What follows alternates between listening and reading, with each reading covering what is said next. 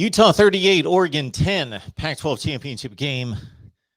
Not the most sterling or scintillating or interesting of games, but the conclusion and the storyline surrounding the win and surrounding the team and the players that will advance as Pac-12 champions to the Rose Bowl, that is intriguing, that is stirring, that is heartfelt.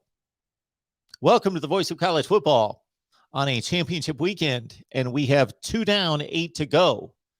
Conference USA Championship tonight, as well as the Pac-12 in Las Vegas for the first time that conference is played in a neutral site stadium, and it appeared to have gone well from that standpoint, but not from a game standpoint that will be remembered for years to come.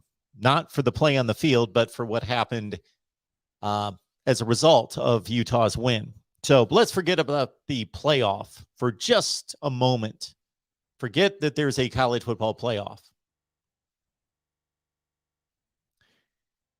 These are the type scenes that we used to see all the time, and these were the type scenes that we would see all the time in college football that would captivate the college football nation. Now, for that particular fan base, and maybe for a few others of us that remember when college football was a bit different, structured differently, and the Rose Bowl was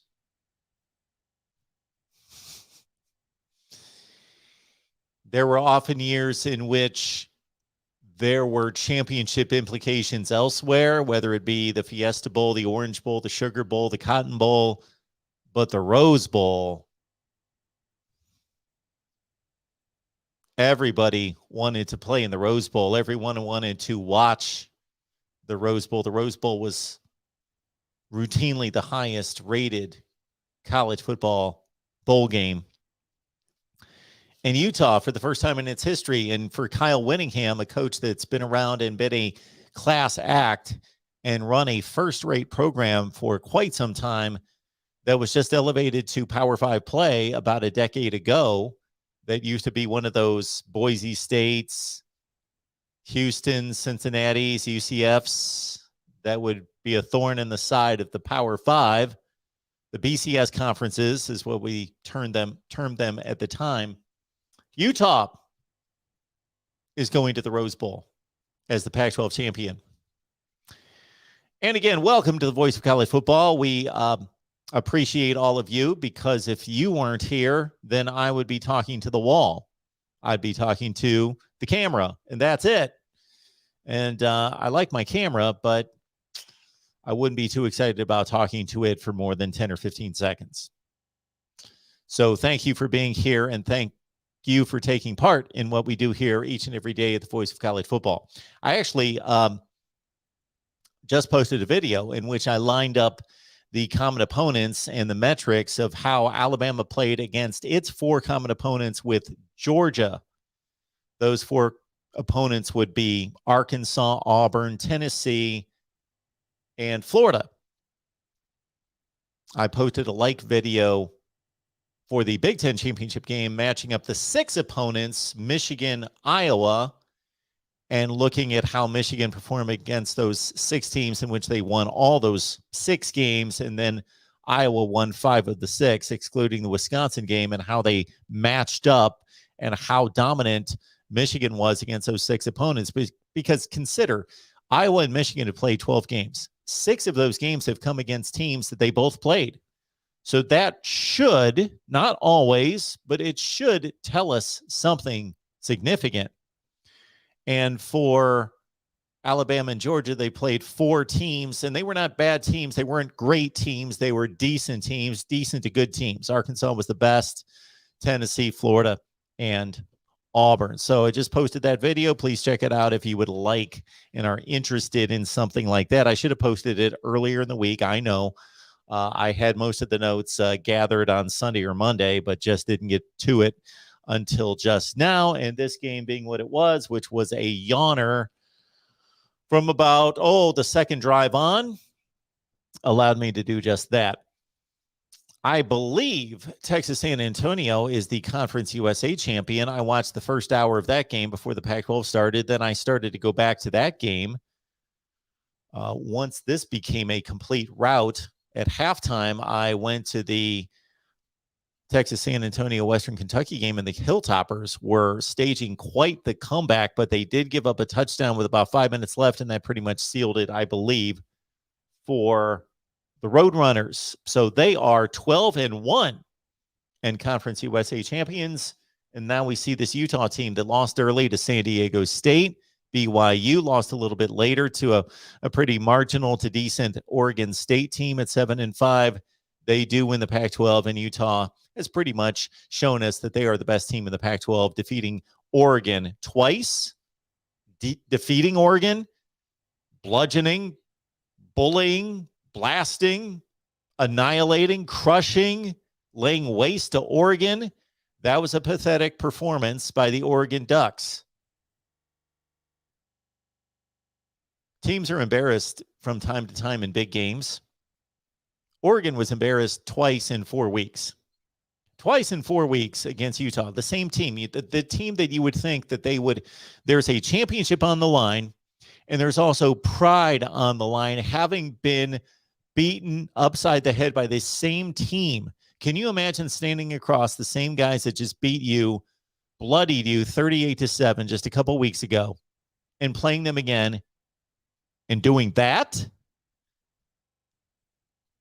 Doing the same thing, not showing up.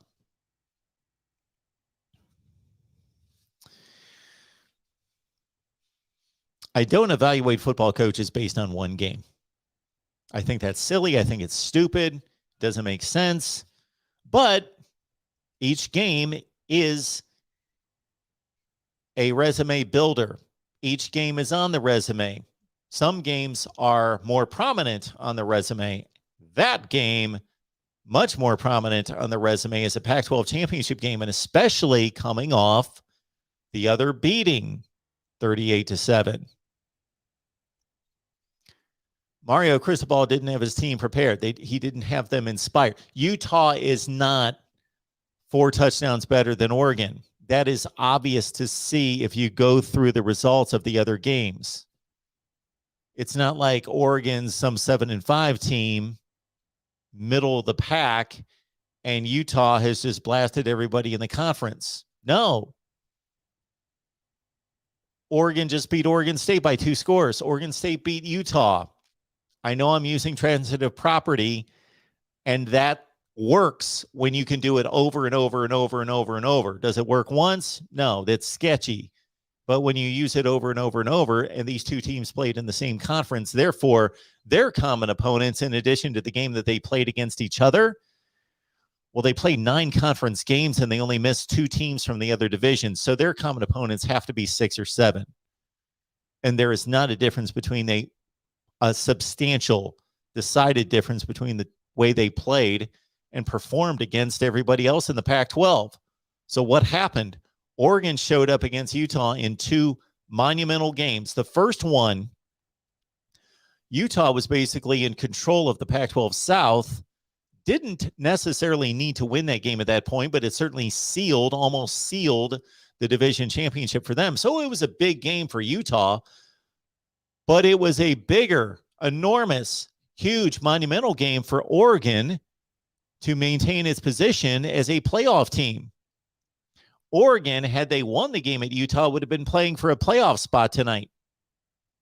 So that was a monumental, enormous game for Oregon, and they did not show up.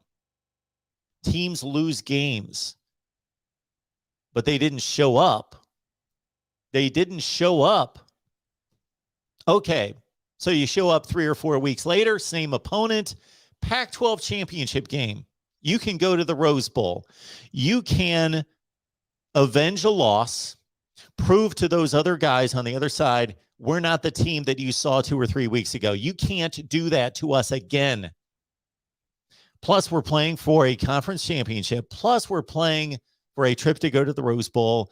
And we're playing on a national stage in front of everybody that's watching college football tonight.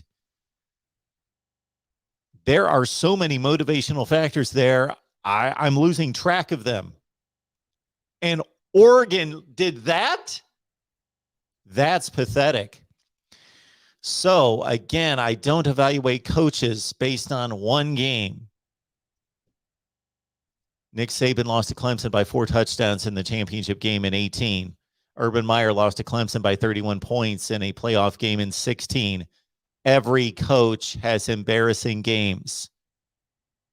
It's part of competition. You can't control everything. But twice in a month against not a great team, give Utah tons of credit. Best team in the Pac-12, clearly. Not a great team.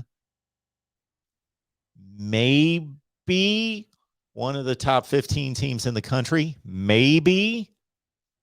You don't lose by, you can't even quantify the loss, either one of these losses, by the score. The score doesn't even matter. The score was a joke. It wasn't 38-10 or 38-7. It was over at halftime, both times.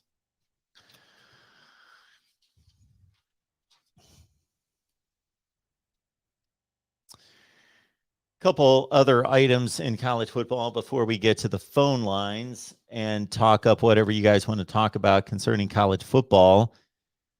So Ohio State fans all excited about Quinn Ewers, the top-rated quarterback in the class of what was going to be 2022. And, of course, he signed the big NIL deal for $1.4 million and said that he wanted to start his collegiate career early. Of course you would if you just made over $1 million.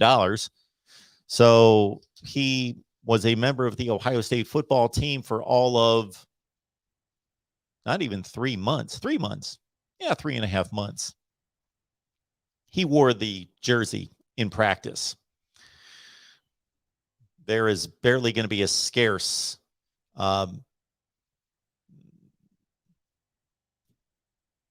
notation in the history book that Quinn Ewers was a member of the Ohio State football team. So this is the day and age in which we now reside, and we hear about transfer portal situations every day. And so this is the latest, and this is one of the big ones. And, of course, he will have no problem landing somewhere else. Ohio State quarterback Quinn Ewers, just a freshman, going on into the transfer portal to look for a job. I would like to let all these student athletes know that, okay,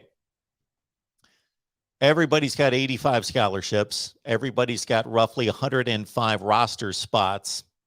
So when you leave somewhere, it opens up that spot, and it never changes in regards to how many spots there are in the universe of college football. So there is going to be competition everywhere. Of course, the new Notre Dame head coach is Marcus Freeman. We knew that a couple of days ago. We talked about that at length here, but he was formally announced. And if you were watching the Pac-12 championship game, they showed his address to the Notre Dame football team in the locker room. 2 of Clemson's top prospects from a couple years ago, Tayson Pumachan, the quarterback, and also Frank Ladson, wide receiver, highly touted coming into college football from the high school ranks. They have decided to hit the transfer portal as well. Kansas State has fired his defensive coordinator. Another top recruit at Oklahoma has now joined Lincoln Riley at USC. So let's keep in mind when we talk recruiting and we make this statement on a regular basis that recruits are choosing schools, recruits are choosing a variety of items, but they are choosing a head coach. They are choosing a coach, whether that be a position coach, a head coach, or a combination of the two. So sometimes they are choosing the coach more than the school. And that, of course, is being shown right now at USC. All right. If you've got a small business, if you'd like to start a small business, Maybe you started a small business and you let it go. You gave up the dream. You still have it technically, but you're not doing anything with it. Or maybe you've always wanted to start one, but you didn't know where to start. Maybe you've got a great idea. Maybe I am planting that seed in your brain right now because you've got a great idea for a business, but just didn't know where to begin. Head on over to Get Business Credit YouTube channel with Josh Van Horn, because if you're lacking funding, if you need lines of credit and you're not confident about your own personal credit, never fear. Josh is there to give you instruction and direction on how to access thousands of lines of business credit for your small business. So Get Business Credit right here on YouTube. Head on over there. Check out Josh's tremendous platform there and the product that he provides in getting you business credit. No social security number required either. I have to strike up the phone lines. I know that it might be a bit annoying that I don't do that before, but I'm kind of a penny pincher, so there's no reason to burn up the lines before we get started. Don't want to do that. So we're going to get them started right now. And hopefully somebody wants to talk to me about college football. Thank you for calling College Studios. Enter your 6-digit PIN number. Welcome, host. So tomorrow at noon, we get started with the Big 12 championship game, and we've got the MAC championship game as well. Please visit the College Studio website and begin your session. Music will play until your session And begins. then You may call back when you are ready. we've got the American Conference, and we've got the SEC, and then we also have the Mountain West playing at the same time tomorrow afternoon, and then the Big Ten and the ACC at night. Host room and can manage your callers from the College Studio web interface. And our phone lines are officially up and at 'em. And yes, I will post the number at 860-499-3332. And I do apologize for all the times that I forget to post the number because, as you have noticed, thanks to many of you who have put the number somewhere or memorized it or something, it doesn't strike me because we got plenty of phone calls. So I appreciate that. But I do need to post the phone number for those of you who do not have it. But it is 860-499-3332. So we will also keep in mind that you can contribute right here on the Super Chat. Also, hit me up directly if you would like to bypass YouTube at Venmo, PayPal, or Cash App.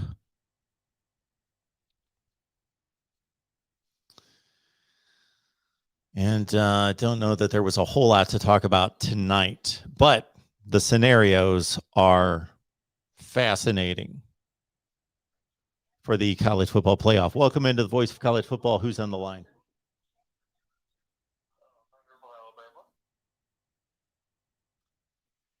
Hunter, how you doing tonight? I'm good. How are you? I am doing well. Well, I kind of expected that with Utah and Oregon. Okay. I really did. I have some personal connections with Utah and Salt Lake City. I have a good friend of mine that lives up there, and I go up there several times a year. And his dad was the director of campus parking at the University of Utah for 30 years. And he told me that out of all the college coaches that have come through there while he was employed at the university, that this current head coach, I'm blanking on his name right now, but he is the most serious, coach the Utah's had in the 30 years that he worked there. He said that he liked Urban when Urban was there. But I've always kind of liked Utah the last few years. I think they were one of the most slept-on teams in the country. They were one of the most what teams in the country? Slept on, overlooked. I didn't quite catch that. I said overlooked. Overlooked. Well, I respect what you have to say. At the same time, that hasn't equaled a championship before. This is the first time they've won a Pac-12 championship game. Yeah. But I'm saying, as far as them acquiring talent, and they might not have been the most consistent, but you can see something was coming together for that program. You can see the pieces starting to come together. That's what I'm saying. Yeah, I think they've pretty much had the same team for about 5 years now. They've pretty much been at the same level. I don't know that this is their best team. They've accomplished the most, but they certainly may have played the worst opponent in a Pac-12 championship game. But yeah, they bring the same type team.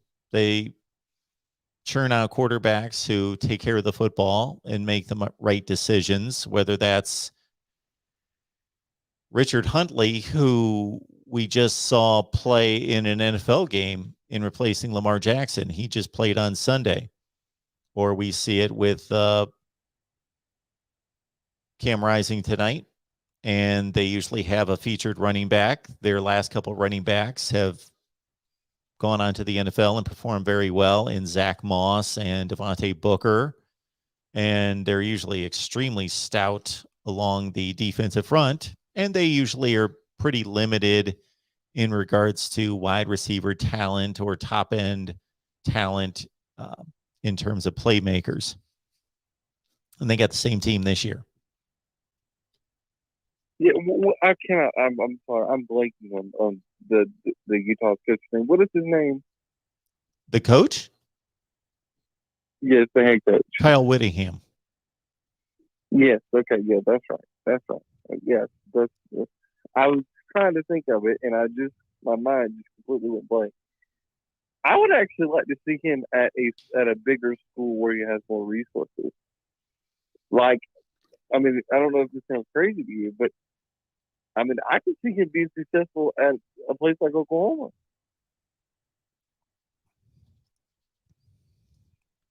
I don't know if he wants to leave. There's also talk out there that if he accomplished what he accomplished tonight, that he's going to retire. I've heard that. Yeah, well, and my friend has told me that he is a very devout Mormon, and I think that's what will prevent him from ever leaving Utah. And being that in that culture that is Utah Mormonism, but yeah, I think you're right. I think it'd be hard, but I think he has the coaching ability and the recruiting ability to be successful at a place like Oklahoma if he was to make that move.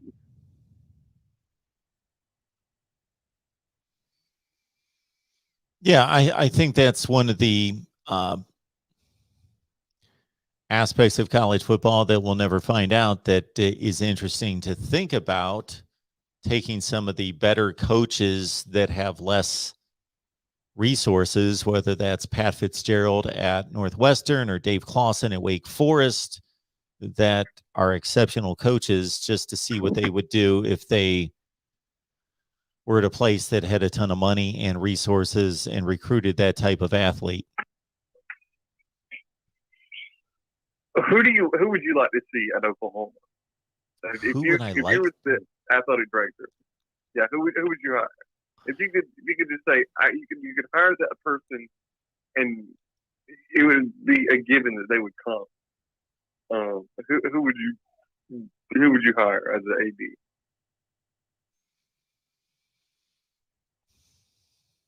I think that maybe the best coach in the country who is available, or when I say available, he's not available. No one's available. But in regards to there's speculation that he would be available or looking for that next step in his career, I would probably go with Matt Campbell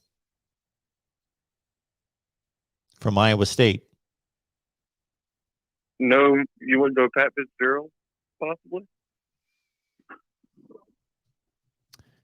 Yeah, I think he's a tremendous coach.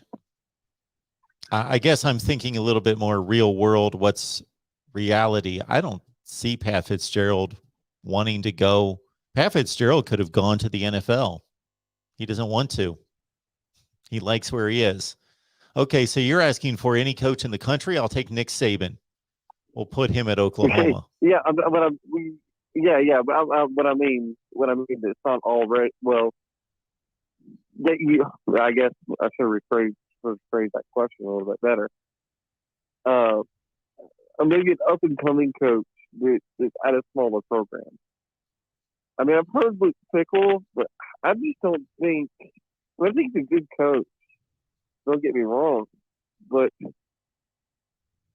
you know how when you hear like a school name and you have a person, you kind of hear Nick Saban and you hear Alabama, it kind of fits. You hear and you see their personality. Like Lincoln Riley is to me is a perfect fit for USC because of his personality, the way he recruits, that kind of thing. Like when you say like Brian Kelly at Notre Dame, I mean Brian Kelly he just kind of fit. I mean he's just Sure. I don't know how to explain it, but I just don't think I like Matt Campbell as well. I think that him or Pat Fitzgerald, if you get him to go there, will probably be your two best hires.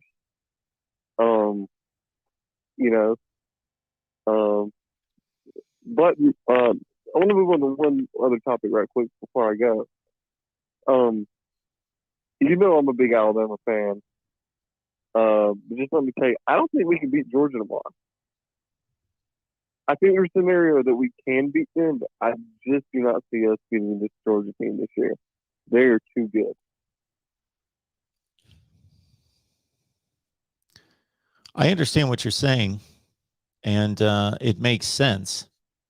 And again, I just posted a video where I lined up the 4 common opponents, and Alabama struggled against all 4 to some degree, while Georgia stomped all 4. And there doesn't seem to be a conceivable way that Alabama's going to win this game. They have a great quarterback. They have a couple of great receivers. Their offensive line struggling. Their running game struggling. They have injuries at running back. They have injuries on the offensive line. Despite all the tremendous talent they have on defense, they're struggling in the secondary. Depending on the team that they're facing, they give up rushing yards. It depends. Their rush defense has been really good at times, but it's been lacking at other times. And yeah, where Georgia has just been airtight across the board. But I don't have to tell you, Nick Saban and a big game, and we know what the history is between the two teams. Yeah. Like, here's my thing: if we're gonna win this game, this is how I think it's gonna go. If Alabama wins, this is how it's gonna have to happen. We're going to have to stop their run game as much as possible. We're gonna have to have the best game as far as rushing defense that we've had all year, and we're gonna have to limit explosive plays. If we can do those two things, and we have a few things go our way on offense, and you get it into the second half, just as good as I did that Nick Saban is the best finisher in college football. I mean, I mean, look at the games like in the Georgia game, the national championship game. I mean, look at some of the other games that we played against Clemson over the past recent few years. If we can do that, we have a chance to beat it. I just don't see it, and I hate saying it. And this is not a knock on Nick Saban. This is not a knock on the program. You're going to have years. Alabama fans have got to understand that we cannot win a national championship every year. That's just not feasible. You're going to have down years where you have a young team like this one. And this year, everything that has gone wrong, it could go wrong, has gone wrong. Injuries, O-line not being good. I mean, look at what we lost last year on the offensive line. I mean, we recruited very well, but you haven't developed this offensive lineman to be able to become great defensive linemen. You rarely get just like, unless you get somebody like Evan Neal, who basically started when he first got there. It's very rare that you get a guy that can just come in and plug and play and be very good on the O-line. So there's some developmental things that are going on this year. I think next year, the team's going to be great. Not just good, but great next year.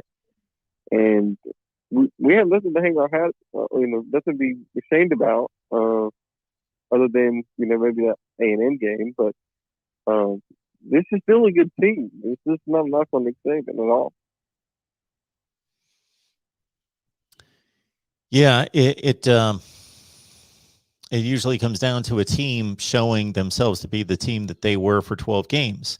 And with Alabama, that's a good team, a top 5 team in the country, but there being a significant difference between number 1 and number 5. And I'm not saying they're number 5, 2, 3, whatever they are.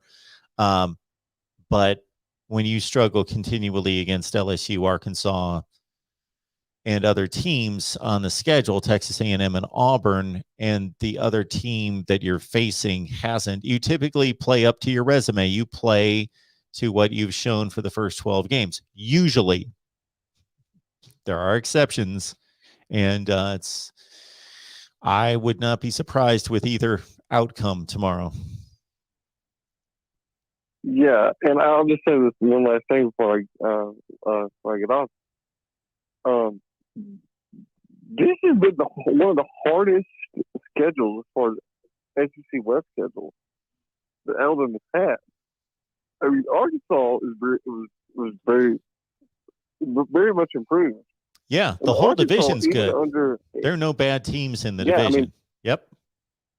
Yeah, and I think Brett Bielema was fired prematurely. That's my opinion. I think Brett Bielema was a very good coach. But you've seen even in those teams that Brett Bielema had into this Sam Pittman era, they're a very physical football team.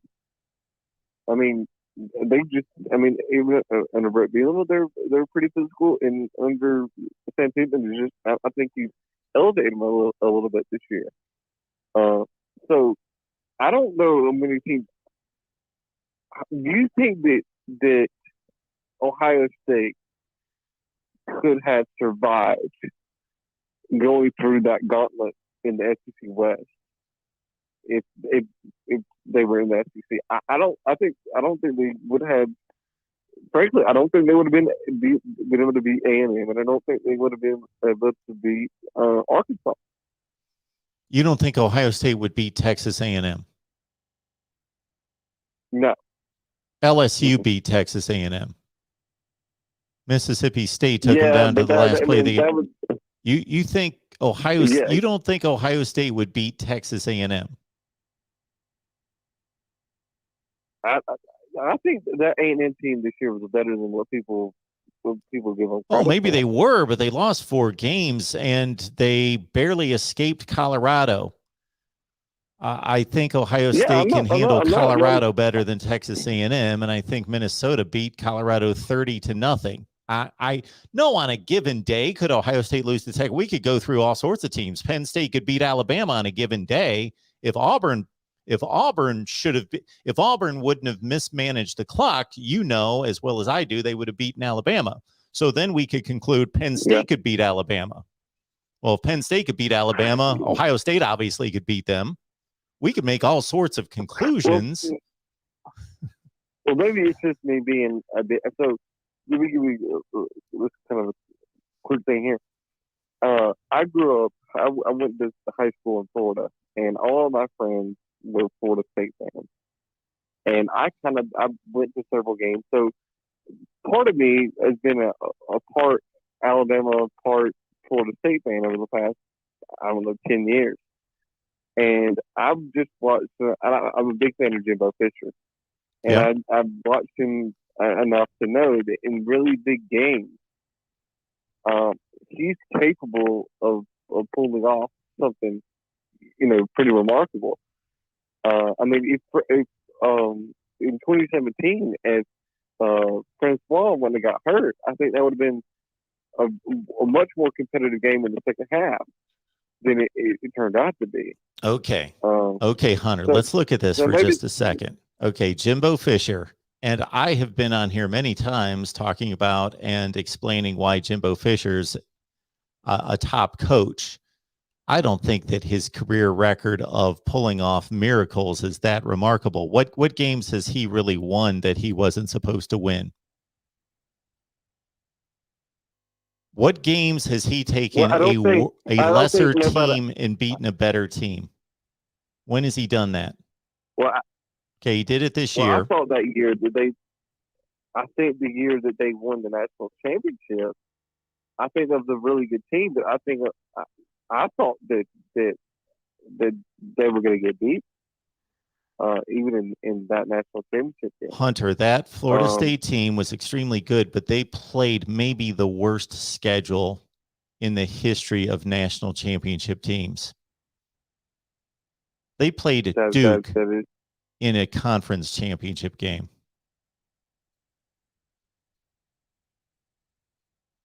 You make a good point now that I'm thinking about it. Well, I think Jimbo Fisher is a really good coach, and I've stated that many times here. The reason I've had to talk about Jimbo Fisher so much is because we've got a Florida State show, and we've got one particular guy on our show, Jason, who's not a big Jimbo Fisher fan, and he's a bit resentful of the condition in which Jimbo Fisher left the program, as he states it. So I find myself defending Jimbo Fisher. I think he's one of the top 5 to 10 coaches in college football. Absolutely. But I just don't see where he's ever really pulled off any kind of remarkable wins. Well, yeah, I mean, now that I'm thinking about it, you got a good point. But you're in and you're out. Now, let's be honest. I mean, the ACC, other than Clemson and Florida State, even though let's forget about Florida State last few years, but up to that point when Jimbo was there, yeah, it was a weak conference and everything, but you make a good point. I mean, do you think a good point? I gotta concede to it. Do you think that Auburn team that they played in the national championship game, of course, it was a really, really good team. They made a BCS championship game and they went through the SEC, but that Auburn team, as you will know better than just about anybody, was very fortunate to beat Alabama, was very fortunate to beat Georgia. They had that deflected pass, whatever they call that crazy game that happened. They lost to LSU that year by 2 touchdowns. And that game came down to the last 10 seconds of the game. It was a great game and 2 very good teams, but those are not that was not like some historic Auburn team. Oh, no, it wasn't. No, it wasn't. It was I thought that going into that game, I thought Auburn would win. I thought that Auburn would find a way to pull it out. Well, I certainly took the points. That's for sure. I remember that well. Yeah, they were getting 10 or 11 points. I don't know. I'm just a big Jimbo Fisher fan. I think he's a great coach. I think, in my opinion, he's in my top 3. I mean, you got Nick Saban at the top, Dabo second, and Jimbo third. Do you say that just because he's won a national championship? Yeah, I guess so. And there's nothing wrong with that. I'm just asking. Most people do. and I do as well to a certain extent. That has to be taken into consideration, but I certainly don't think Ed Ogeron, or I guess he would be the one example when Les Miles was still coaching. I did not consider them to be two of the best coaches in the country, although they had won national championships. Yeah, I mean, Ed Ogeron just got lucky. I mean, he got Joe Burrow. I mean, and I don't think it was as much as him as it was just the right circumstances coming about. Sure. Now, don't get me wrong, you recruited very well. Don't get me wrong, but I think he's very, very overrated as a head coach, and I think that's evident by LSU getting rid of him when they did. Besides, I don't think it was more than just the personal stuff that was going on with him. I think that the people at LSU started to see the same thing that I've been saying for a long time, is that he's just not that great of a coach. Absolutely. All right, Hunter. Well, I better move along here. I appreciate it. But I appreciate the All call. right, have a great night. Thanks for calling, man. All right, bye-bye. Bye-bye. I know I'm going to start to hear from everyone on how long I'm letting these calls go. And then when we're sitting here at 3 a.m., I'll be complaining that I've got like 17 more people on the line. Welcome to the Voice of College Football. Who's on the line?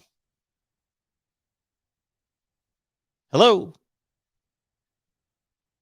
Well, there we go. Hello, Mark. The real MVP. How you doing? I'm doing well. What's going on? I'm not much. There was one close conference championship game and one blowout. Yes, there was. I mean, I know people in the chat are hating Mario Cristobal, and he's a horrible head coach, and we need to get rid. Oregon needs to get rid of him because he can't do anything now. But people think that he needs to be let go. Yep. In this chat. Do we seriously? There are people in the chat that thinks he needs to be fired because of tonight. For one game. We're not going to have anybody coaching any teams in college football. We'll have like 4 coaches here if we let people in the chat determine who should be coaching. Ryan Day should get fired. I've heard that. Jim Harbaugh would have been fired. He would have never coached that game last Saturday because he would have been fired a long time ago. Got all sorts of coaches that should be fired. Well, didn't you hear that Alabama caller that called the next thing and said it was worrying about only beating Arkansas by 7 and LSU? I think Nick Saban has to go as well. He's not winning these games by a big enough margin.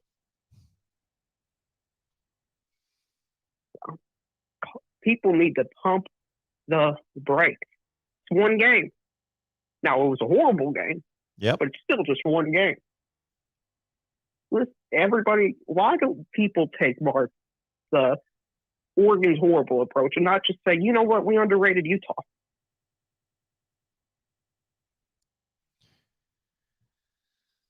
Yeah, I think that Oregon is a really good football program. Their team this year wasn't great. They were flawed. They were limited at quarterback, and they've got a decent team.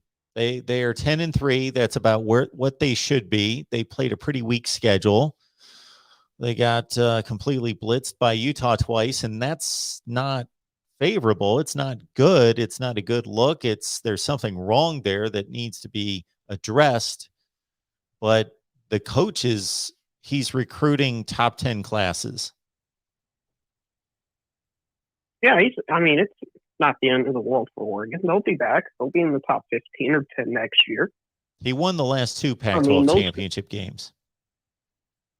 Right. So I guess he coached those okay. But once you lose one of those, I guess you get fired. I guess you got to go. Well, let me ask you, Mark, what's the bowl projection for Oregon? Do you think the committee will move them down to where they're not in the Peach Bowl anymore? Oh, I don't think they're going to make a New Year's Six Bowl. I can't imagine that there are enough spots for them to make a New Year's Six Bowl at 10-3 with the way they've played. I sure hope not. I don't want to see Oregon in a New Year's Six bowl game. I don't want to see them lose by 3 touchdowns. Well, right.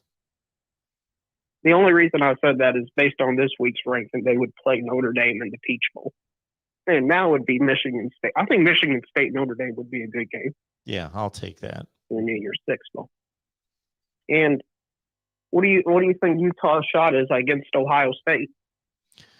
Well, I don't know how motivated Ohio State's going to be, and I hate to bring that up, and I hate that we have to have that discussion, and that has to be thought about how much teams are going to show up to these games and what players are going to show up. Ohio State's going to miss a lot of players in the Rose Bowl.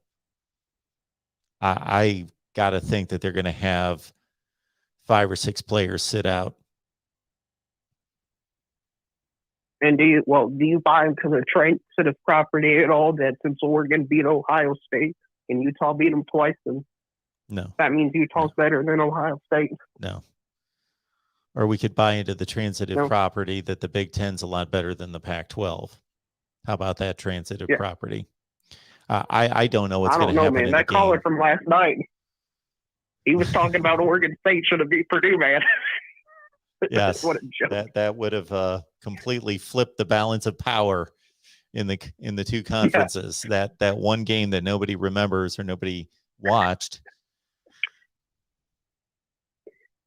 Yeah, and I also want to give credit to UTSA for beating Western Kentucky. I know 5 people watched it in total in this chat. But I started to. That was a heck of a game. I mean, Western, they fought their way back. They were down 30 at one point. And they only lost by 8 and had a Hail Mary at the end. Yeah, so, I see it here, 49-41. I didn't see the final score. That was a good game. A real good game. I mean, Western Kentucky's problem is the last few weeks, they've been sleeping the first half at the wheel and then giving their opponents 15, 20-point leads and having to claw and scratch their way back. And UTSA is too good of a team to do that against. And, Mark, and you're, like, I always ask you, what is the percentage Bama wins? Because I've got it like 5%. I don't see much of a shot them winning. That Bama wins? Yeah, I give them 5%. 5%. Wow. I'm giving that because I respect Nick Saban. I mean, the problem that's a lot of respect there. Georgia's. I'm going the problem 30. is Georgia's just better. I'm going 30. 30? Heck yeah. Man. The athletes on these two teams are dead even. Dead even. The talent and athleticism on both sides of the balls, dead even. Yeah, one team is playing a lot better than the other team. Absolutely. Right. One team's a team and the other's a group of individuals. Yeah. Especially Alabama's old line. Mm-hmm. I mean, Alabama's old line looks like Swiss cheese at times. So and Bryce Young, I mean, he's a great quarterback and all, but how effective is a quarterback on his backside?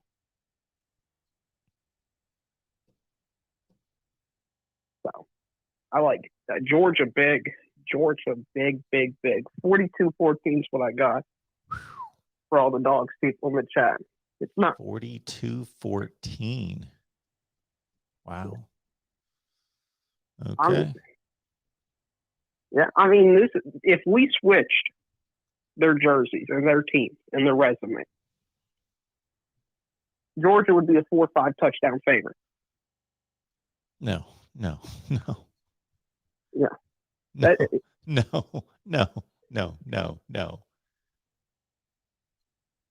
So, well, why do you not think that, Mark?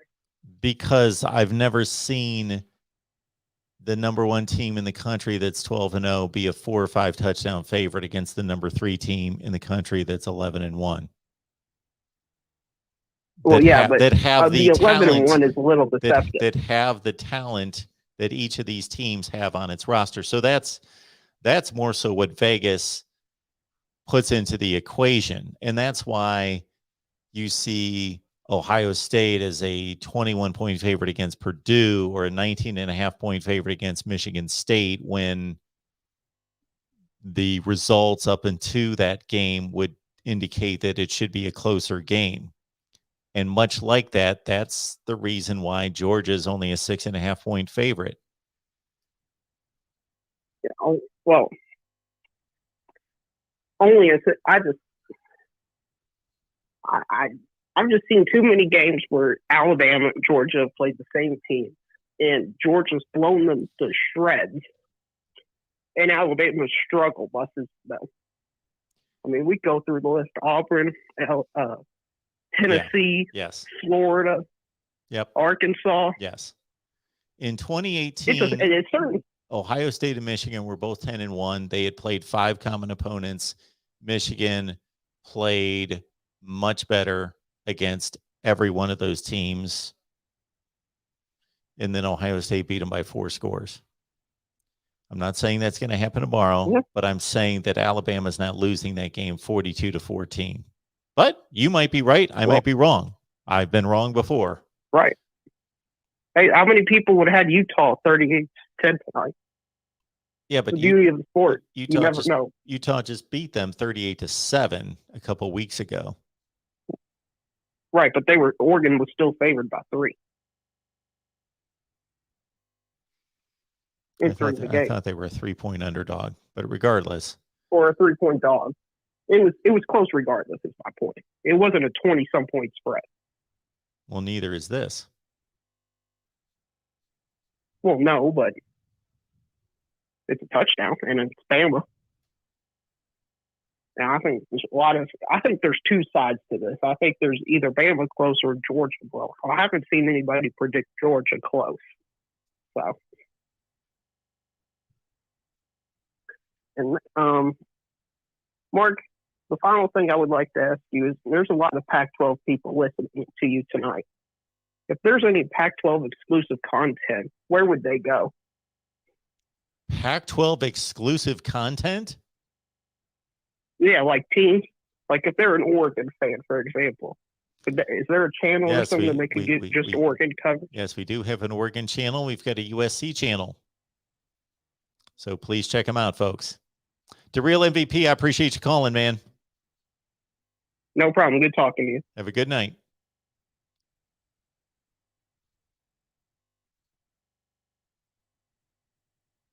Dave Valensky chiming in here on this super chat. We appreciate that, Dave. Have you ever seen Howard the Duck? Oregon played like Howard the Duck. Awful. Just awful. Thanks, Dave. They did, and they did it a couple weeks after they played this same team.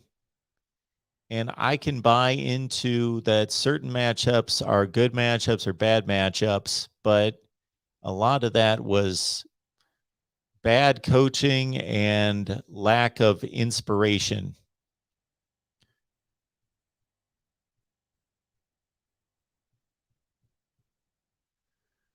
All right, let's tee up our next call here at the Voice of College Football.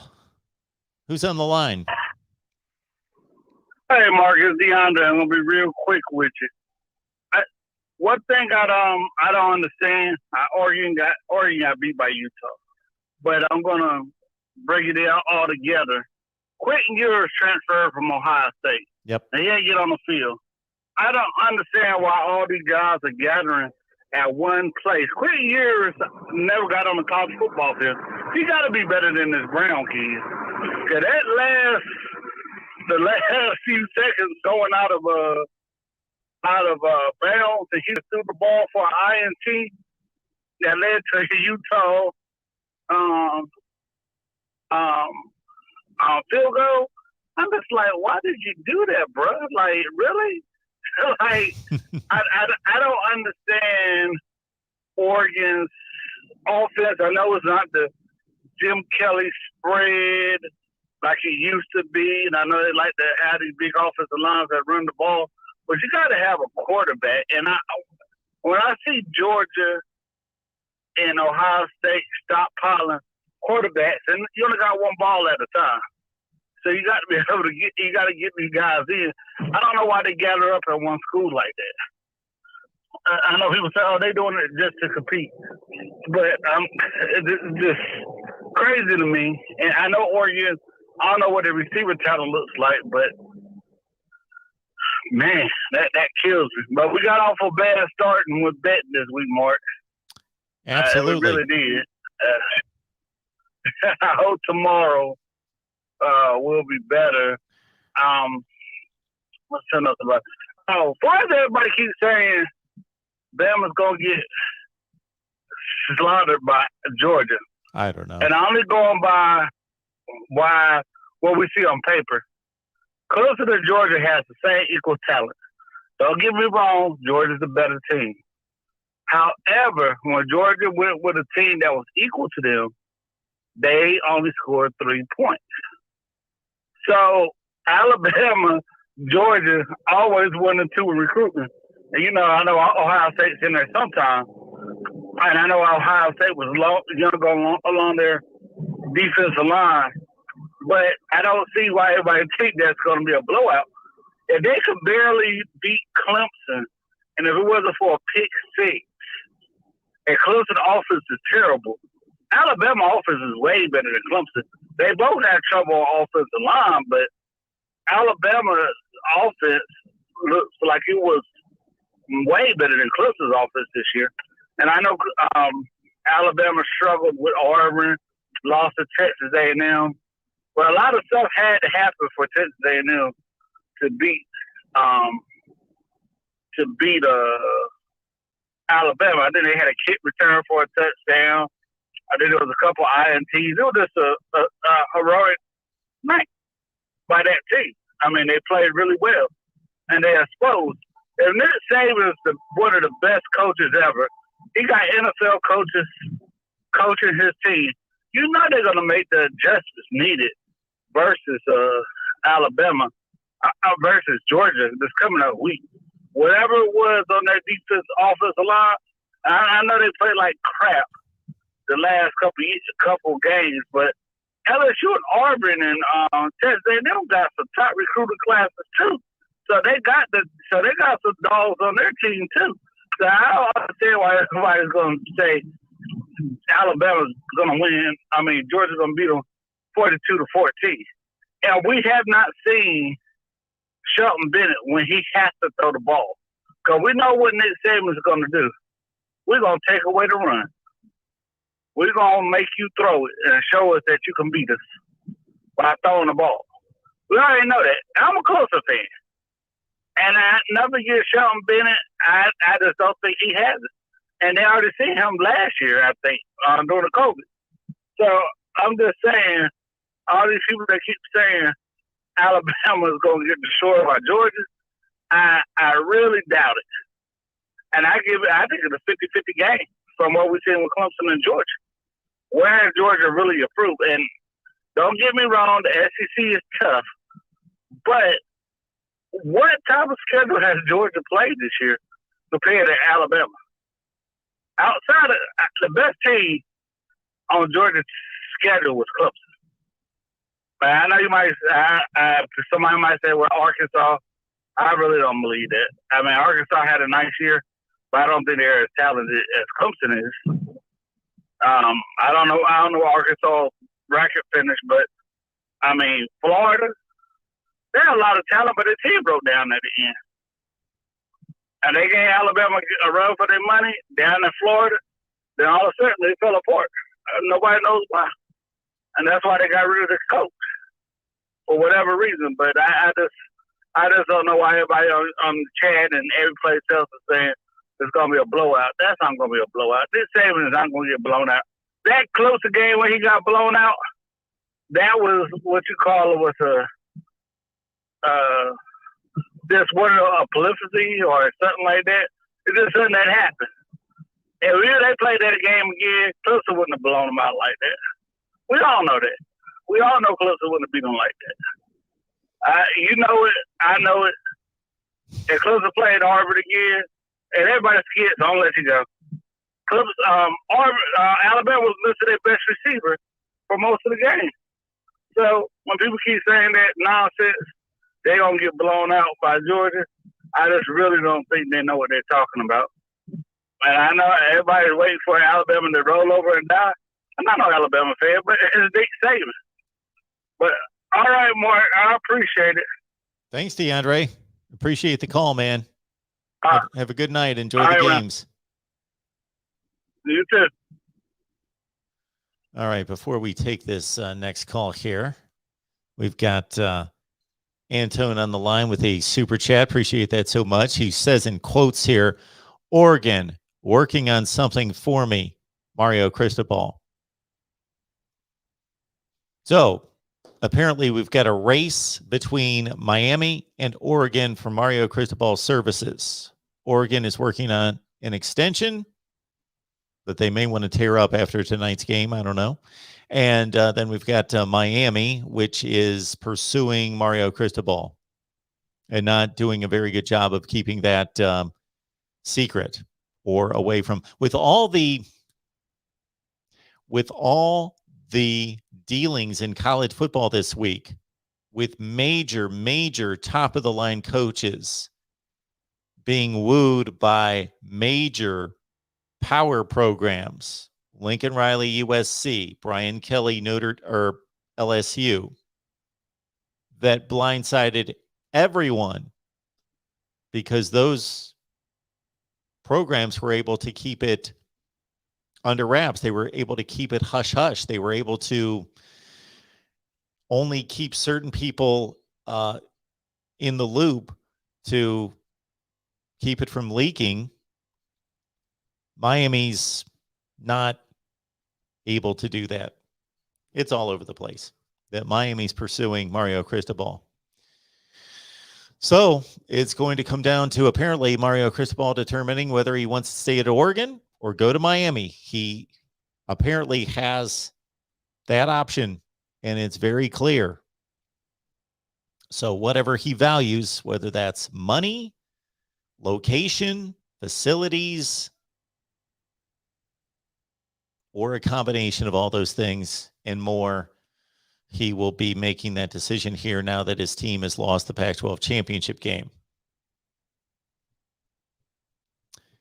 Also got a super chat coming in from got Prime. Mr. Prime's here. Appreciate that, man. That question made Mark very nervous. He could not control his hands. Come on home, Mario. Oh, it made Mario. Sorry. Should put my glasses on for these because I was thinking didn't make me nervous. Okay. Yes, Mr. Prime. So that question was coming after. So that must have been on the ABC broadcast right after the game. He could not control his hands. I'll have to check that out. Well, these coaches, I do not feel sorry for them because they make big bucks and they've placed themselves in these situations, but they are in a difficult spot. And they get criticized for leaving these teams and these players and these programs, but there is no good time to leave. That time does not exist. They have to leave when they're offered the job. And many of them actually miss jobs because their teams have advanced too far. They've gone to a championship game. You know, there's much thought about we could not just put this year as an example, but go to any year of college football, and the way coaching hires transpired are different based on what teams are in the playoff mix and what teams go to conference championship games. And it sometimes causes a coach to not get a particular job because he's coached his team too well to get to a conference championship game, and that particular program eliminated him from consideration. But in this case, Mario's taking care of the Pac-12 championship game, and therefore we should hear something here, I would think, in the next 24 hours. I would think that this is coming rather quickly. So, Mr. Prime, thank you so much for that super chat contribution. Appreciate that so much.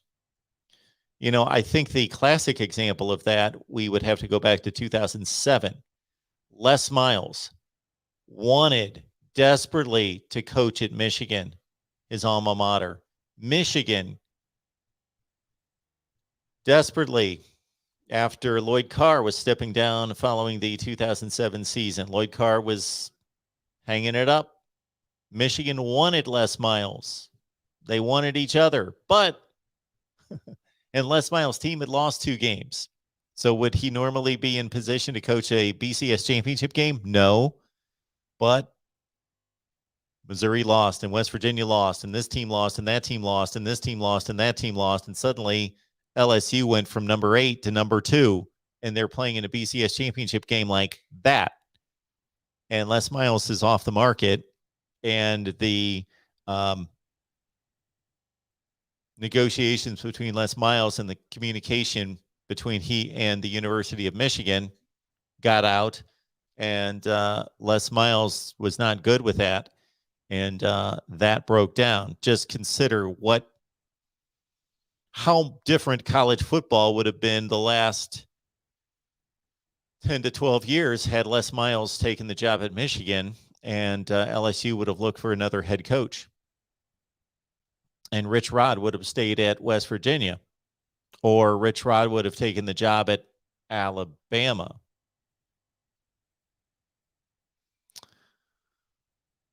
All right. Next up here at the Voice of College Football, who's on the line?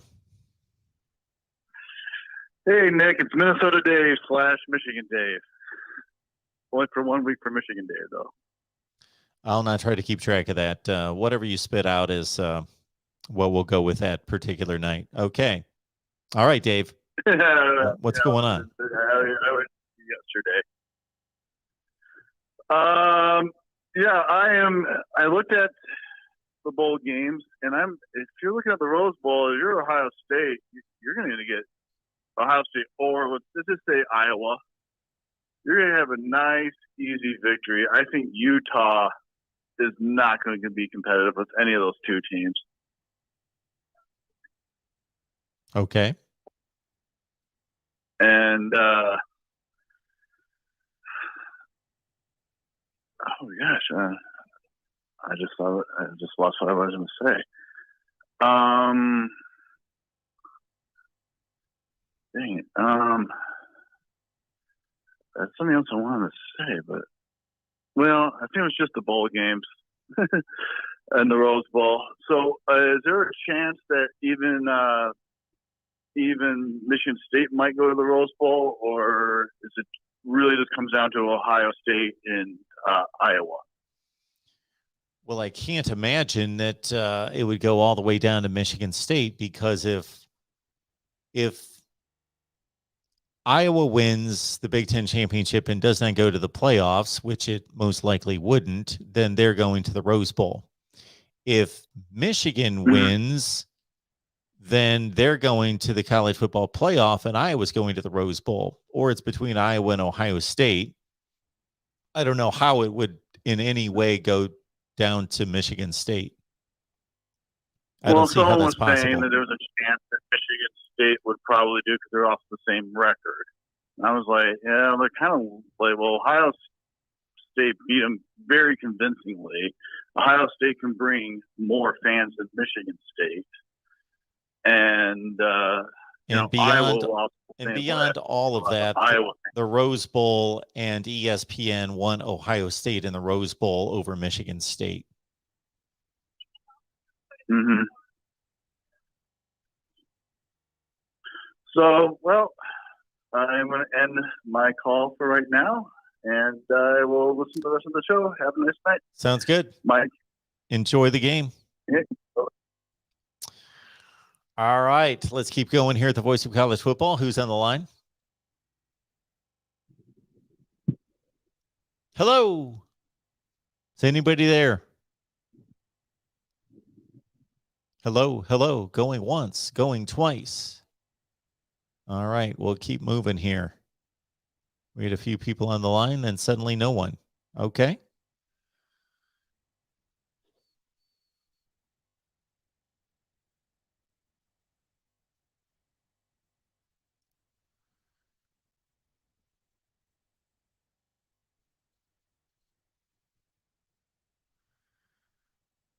Super chat coming in from Devin. Thank you so much for that. Super happy for Coach Witt. Congrats to Utah.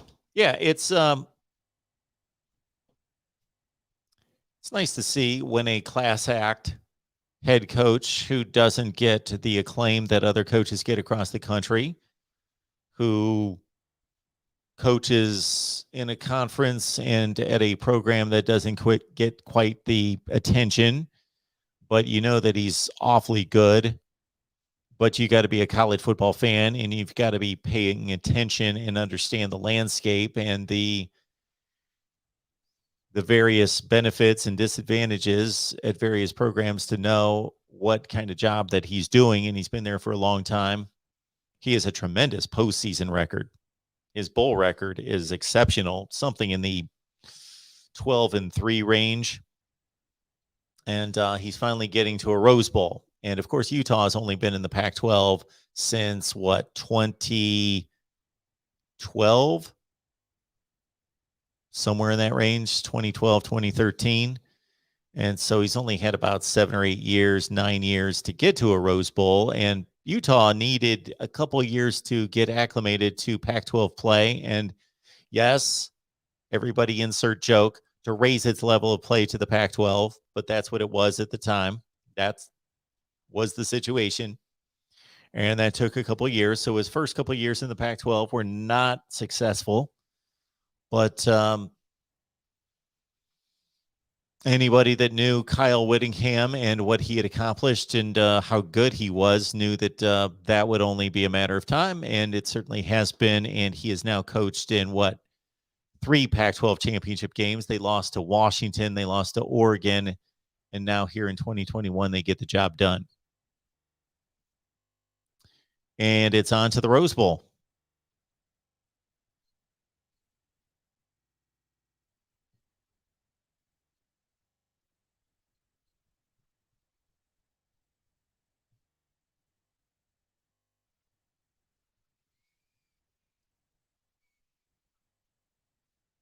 I'm scrolling through the chat, trying to make sure that I'm not missing a super chat. I don't believe I am.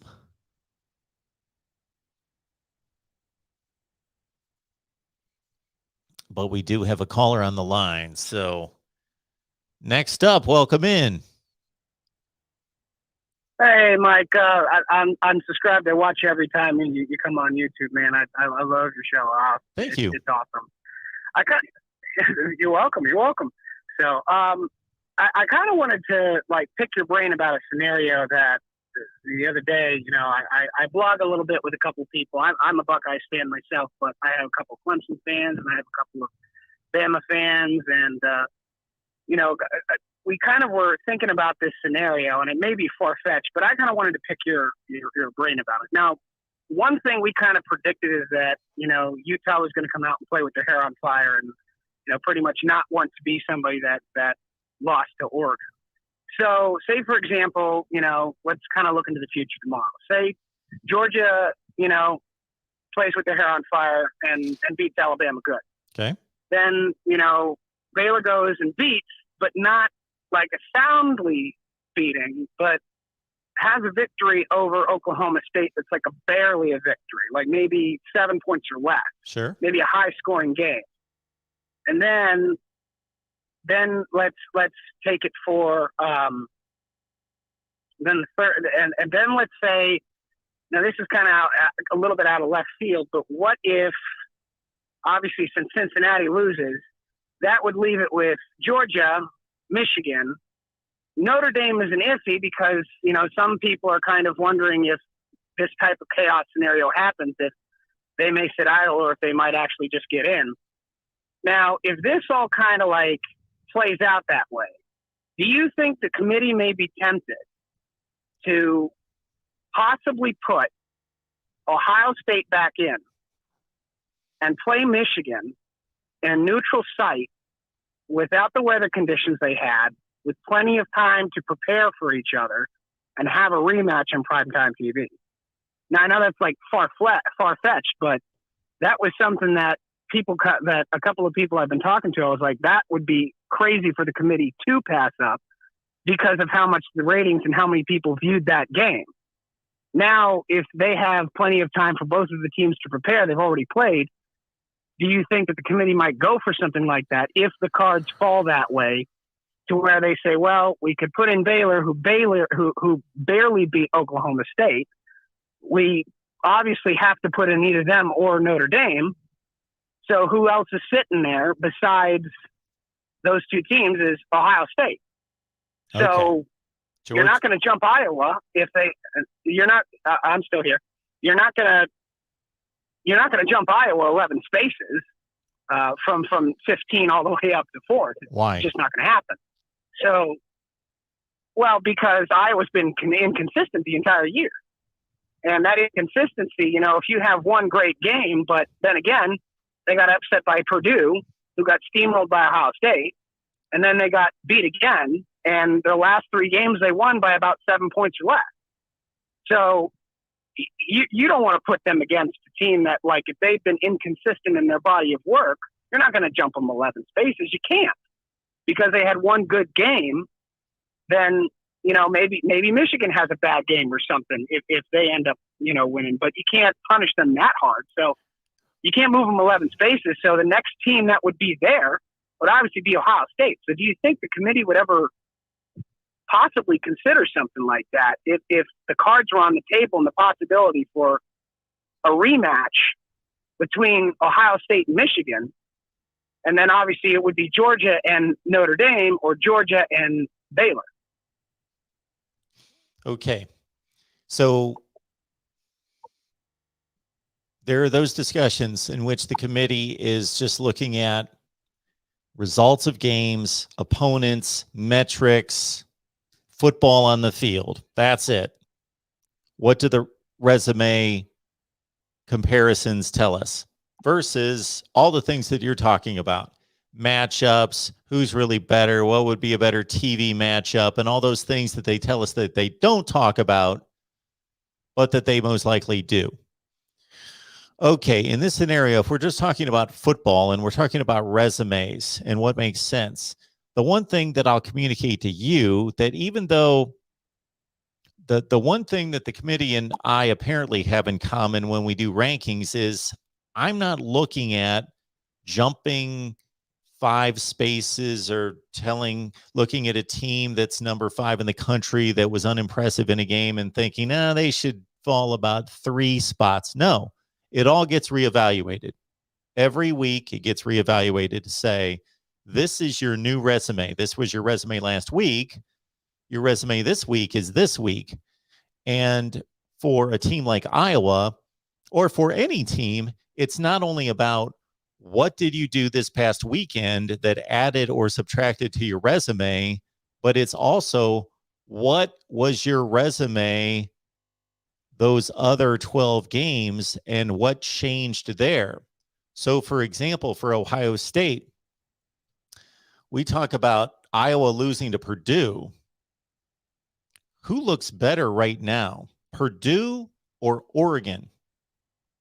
I could argue that Purdue's a better football team than Oregon, and that Ohio State's loss at home against Oregon is just about as bad as Iowa losing to Purdue.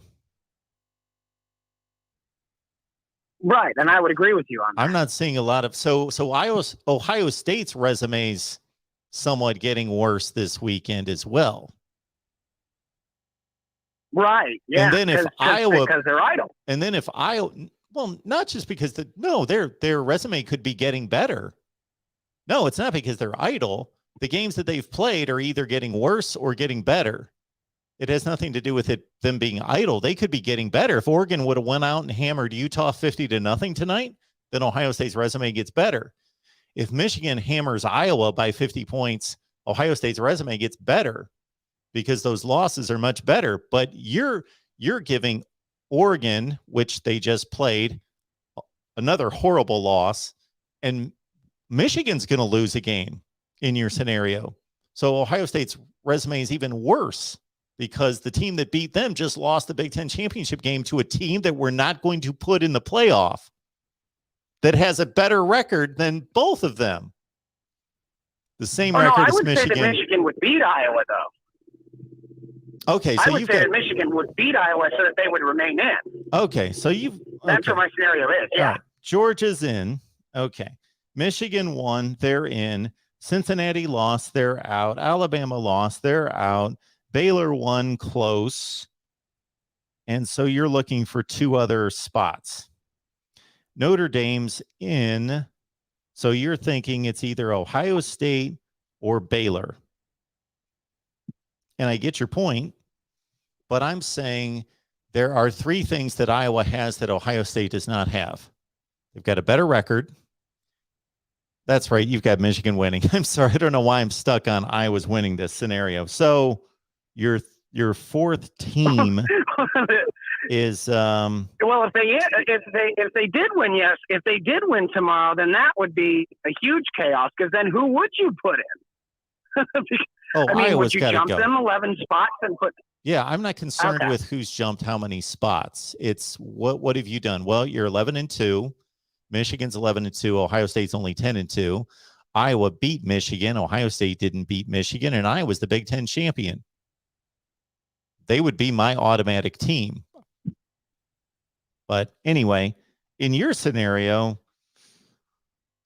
I don't know why this hasn't come up before, because this seems rather, not that it's likely, but it's not crazy that Alabama gets blasted, Baylor barely wins, and Michigan wins as expected, but Cincinnati's got to lose. Well, I think Ohio State has a far better resume than Baylor, but they would not have a conference championship, and the record's 11-2, 10-2. It's roughly the same, of course. But I think that I think if the committee, I think that the committee's already set a precedent. They've already set a precedent with Alabama in 2017. And if the committee truly is going to select the best teams, well, they're going to take Ohio State. Well, and then the curveball that I, kind of had on that is that, just the week before, Ohio State went out and just plummeted Michigan State. And Michigan State came back and beat Michigan because of different gameplay. Sure. Obviously preparation, that's a whole nother, you probably heard so many different calls and so many different scenarios, obviously from other people who watched that game. And, the committee had them at number 2, even better than Alabama. So it obviously shows that, the committee might kind of value that. And, that was something I was talking with one of my Bama friends. And he said, obviously if we lose, we're out. And he's like, but it would not surprise me. And I don't think there would be that much outrage at all, really, in the end of the day, if it came down to a scenario to where, look, you have an opportunity to allow two of the probably the greatest rivalry in all of college football, if not one of the greatest, having a rematch on a pinnacle stage for college football playoff, and having Ohio State get in because, number one, they have a better resume, even though they might not have a conference championship, but they looked better doing it and had one bad game. Versus, they had the bad game against Oregon because they weren't prepared. But again, it's a preparation thing. So even though it's a mixed bag, you can kind of look at it that the committee may make that move if it's a possibility, because that's a different opportunity. That's a different game. Instead of having 1 week to prepare and then having to go play the game in 27-degree weather to have the snow sticking to the turf, which, I'm sorry. I have a couple of friends that played football at Michigan State, and they said Michigan's turf, it's colorful. It's horrible to play in the rain and horrible to play in the snow. It's one of the worst turfs to play on. But you know what you sound like when you bring up the weather, though? It's football, and it seems like an excuse. Oh, yeah, it is. I think that Michigan benefited from the weather conditions as well. I stated that. I sent a text to my kids the night before at like 2 a.m. when I looked up the weather in Ann Arbor at noon, and I put 23 degrees and snowing. I don't think anybody that understands football and has watched those two teams play should understand that Ohio State, that Michigan benefited more than Ohio State from the weather conditions. But the weather we play football outside, and they're men They Oh, should right, be able yeah. to handle it. And too bad. If you can't run the ball and play in bad weather, then that's too bad. And it really didn't hinder Ohio State's passing game much. But I just knew. Oh, yeah, not at all. Not at all. So not at all. I mean, obviously they still passed and they still had it. But I mean, my thing is that if you go and you take an Alabama team, or you even go and take a Georgia team and put them in that type of weather, how would they perform? You know, we don't know, because they're not traveling that far north to play in those types of conditions. So when somebody's playing in those types of conditions, yeah, I mean, it's not an excuse. It may possibly help one team over the other, but, you know, yeah, you're right. That's a game of football. That being said, you know, would the committee that's where it kind of is like, would the committee have an opportunity to where, well, maybe the weather conditions are equal, so nobody's being affected that way. So even though Ohio State's passing game wasn't as great as it was, I hope the committee's not going to take that into consideration, thinking, well, the weather favored Michigan. I hope they're not going to take that into consideration, and they're going to put Ohio State in a playoff over Baylor because of weather conditions. The thing that really hurts, I'll tell you the one. I would agree with that. I'll tell you the one thing that helps Ohio State, and I'll tell you the one thing that helps Baylor. It helps Ohio State that they lost to two quality teams. Baylor lost to TCU. TCU's no good. They're like a top 70 team in the country. They went 5-7. They're not even going to a bowl game. So Baylor lost to TCU. And Ohio State lost to two quality teams. On the flip side, it would have been much better for Ohio State's resume if they would have lost to what is going to be the number 2 team in the country in a close game. Was that game close? Physically, no. On the scoreboard, it was there. They were within a score with 4 minutes left. It was still in doubt, but then they got bullied down the field on the last drive and lost by 15 points. So I don't know that score looks real pretty. I would agree. It doesn't look pretty at all. And, you know, especially when, you know, that game is that close. Even with 4 minutes left, you know, I was right there with you, Mike. I was like, they might be able to pull this off. And they just, you know, there's a bunch of different. Anyway, that's a different conversation. You've had enough of them. I know. I watch your show. Well, that's why I'm here. So I don't mind them, but I think they're fascinating. Well, I mean, it would be fascinating to see that scenario. And there's not. Well, I'll tell you this right is now what you would have. think, Let me make one more comment. I'll let you go. And you can take off on this, because we both know that because Ohio State and then I would say Alabama and Notre Dame create more love and hatred out there than any other teams, that you know that if Ohio State gets chosen, that there's going to be all sorts of uproar that they were given this free pass into the playoff. At the same time, if Baylor's put into the playoff, there's going to be tons of people that aren't even Ohio State fans that are going to be saying, you know what, just go ahead and put Ohio State in because they're not going to get killed. So put them in instead of Baylor because we don't want to see Baylor get killed in the playoffs and ruin a playoff game. I agree with that. Well, I point back to 2014. TCU got mad they didn't get in, but I'll tell you what, they wouldn't have beaten Alabama. So, yeah, Ohio State backed it up there. Certainly. Yeah. So, but yeah. Oh, and by the way, for the record, I honestly believe that Ryan Day needs to go out and he needs to go pick up Chris Ash. Oh, okay. Yeah. I believe he needs to do that because Chris Ash came, picked up the defense. Mm-hmm. I mean, just had him play better fundamentals. And then after he left, you know, Jeff Hafley was the last person who kind of rewrited them. Yeah. But after that, it was just kind of like they were hanging on by a thread. And he's not coming back to Texas this year. So I think if Ryan Day really wants to try to help him with the defense, and Kerry Coombs is a heck of a recruiter, maybe not the greatest coach, but if there's anybody who he's worked with before, it's Chris Ash. So I'd bring him in.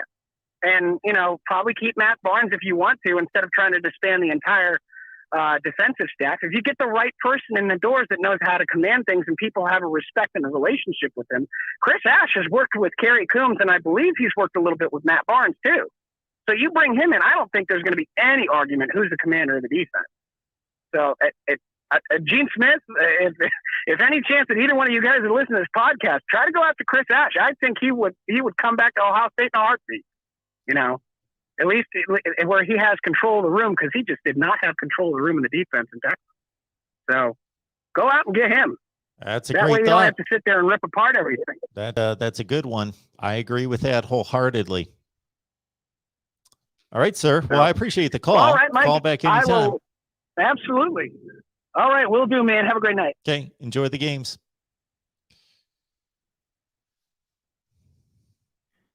Georgia wins big. Michigan wins. Cincinnati loses. Baylor wins. Interesting. I think your playoff is Georgia, Michigan, Notre Dame, Ohio State. And I think that's how they rank. And I get his idea about Michigan, Ohio State in a rematch. But if you ranked them properly, then you'd make Notre Dame 3 and Ohio State 4. Welcome into the voice of college football. Who's on the line? Hi, hello. Yeah. What's going on? Hey, how you doing, Mark? Man, love watching your show. Thank you. Hope you're having a good night. We are. We're having a good time. How you doing? Good, good. Who am I talking to? What was that? I'm sorry, I didn't quite catch that. Oh, I'm sorry. I thought you asked me something. I'm doing good tonight, man. I always I miss calling in. Normally when I get home from work, it's your show's already done or at the end. I just wanted to ask you a question about tonight's game. I'm a Miami Hurricanes fan, and I really wanted Utah to win tonight, and not just win, but win big. As a Miami fan, I feel like if we have any chance at getting Mario, that this would be the best way, because I feel like a big loss tonight for the Big 12 championship would make it a little easier for him to maybe walk away from Oregon. And just wanted to get your opinion on how you feel about that. If you think that the loss tonight might benefit Miami as far as maybe having a chance to bring him back home. Well, if I'm Mario Cristobal, what happened tonight wouldn't affect my decision at all. Because... Not at all? Nope. Because my decision has to do with money, facilities, location, recruiting, both at Miami, potentially, and what I've got going on at Oregon. Now, I'm not saying Mario Cristobal is not affected by that loss or anybody else. I'm just telling you how I make decisions. We lost a football game. Yeah, it was bad. I should have done a better job. I didn't prepare my team. I didn't inspire them for whatever reason. Maybe we didn't have a good plan. Maybe it's just a really, really bad matchup, which is no excuse, but that does happen. And that's apparently the case, because there should not be 28 points and 31 points 3 weeks ago separating those two football teams. But that's what happened now twice. They definitely, they definitely didn't match up well. And that happens, just because your record as a football team or sports period, doesn't mean the matchup isn't in the other team's favor. Then that definitely can affect the game. But I almost feel like, he's done what he could do at Oregon. I feel like this loss would probably make it a little easier for him to say, hey, you know what? I came here. I helped build this program. I made it better. I won a few championships, as far as Big 12. And I'd like to go home and, he's always wanted the Miami job. He wanted it years ago. I almost feel like if it would have been a little harder for him if he would have won another Big 12 championship, So instead of losing. I understand what you're saying, and a lot You of know people what I may mean? agree with you, You know what I'm saying? and that, Like, that it would might be be a the little- case. But I'm just telling you, it would have no impact on me, because it doesn't change your program. It doesn't change what your goals and Well, I think- aspirations are. At least it I doesn't think for he me. knows. I think he knows that he would definitely have to come in, and there would have to be, as far as facilities and stuff, he would definitely that would have to be worked on. As far as the money, I think if Miami could match or at least come close, I mean, if I could make $10 million at one place that I liked working at, or was okay at working at, but there was this other place that I really would love to be at, and it was maybe just a few million difference, 2 or 3 mil. I almost, in my opinion, the way I feel, like I would rather work at a place I wanted to be at, that I loved. I think if Miami could at least match or at least come close to what Oregon could offer, I think the money shouldn't be that big of an issue. Miami definitely has the recruiting. I think they have everything basically that a good coach would want, besides maybe the facility. They just hired the Clemson AD. Or at least that's what's being reported, that he's going to be the new AD for Yes. Miami. Yep. So, I mean, that's a positive. I don't know about their relationship and how they get along, or if they know each other, but I mean, that's a step up. I almost feel like too, the timing is perfect. You know what I mean? As far as if Mario, has wanted this job for the last 6-7 years or so, and this is where he's wanted to be, this would be the perfect opportunity for him to come in and get things started again. And that's why I say, for me, if I'm Mario Cristobal, winning this game, losing this game doesn't impact it. If I had just won this game tonight and won the Pac-12 championship and was headed to the Rose Bowl, but I really wanted to coach at Miami, and I liked the opportunity for X, Y, and Z, I would still leave a Pac-12 championship team that was going to the Rose Bowl, just like I would leave a team that just lost the Pac-12 championship game and is going to the Alamo Bowl. I'm not going to derail my future because of an outcome in a conference championship game. Well, I almost feel like, and I played football for like 7 years. I almost feel like it would be harder for that coach if they did win, if they had a good game tonight and did their job. And I feel like it would be harder for him to walk away from the kids, and walk away from the program. That's why I said, I was kind of hoping for a loss, because in my opinion, I feel like the loss would make it a little easier for him to say, hey, you know what? I came, I did what I did. It's time for me to move on. Yeah. And I also feel like, as far as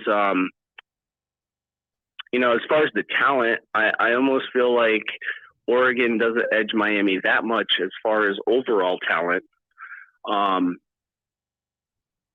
just feel like the coaching is different. You know what I mean? I feel like the way that the coaching staff that Oregon kids have compared to what the Miami kids have is the biggest difference in gameplay. And I feel like Mario,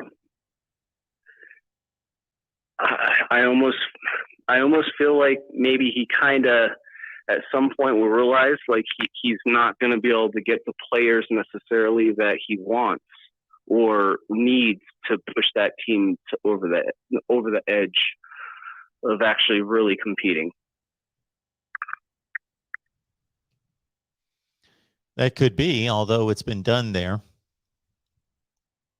Oh, but I feel I'm like, not talking about what he's done. there's- I'm saying that it's been done by others there. Yeah.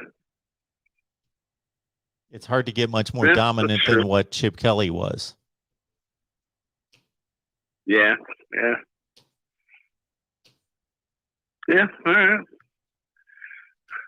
right. Well, that was basically it for me, man. All right. What do you think about the new AD? What was his name's Dan? Radakovich, correct? I don't know anything Yes. about him, but if he's running the ship at Clemson, then he must know what he's doing. But I don't know. They have an excellent baseball program, and obviously are pretty good at football. So that's all I know. I don't know anything about him. I do not keep up with ADs. But if they're able All right, to man. lure the Well- Clemson AD away from Clemson to Miami, then that is saying a lot for Miami. And he had to come with a price tag.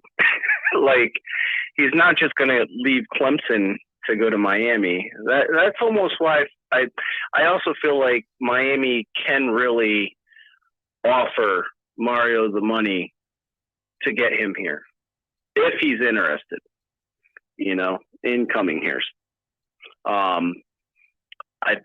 I think Miami, getting that AD tonight from Clemson, and I'm sure he's not gonna. Head coaches make more than the ADs, right? For the most part. Yeah, I believe so. Even though they're bosses. Yeah, so they make more. I mean, they're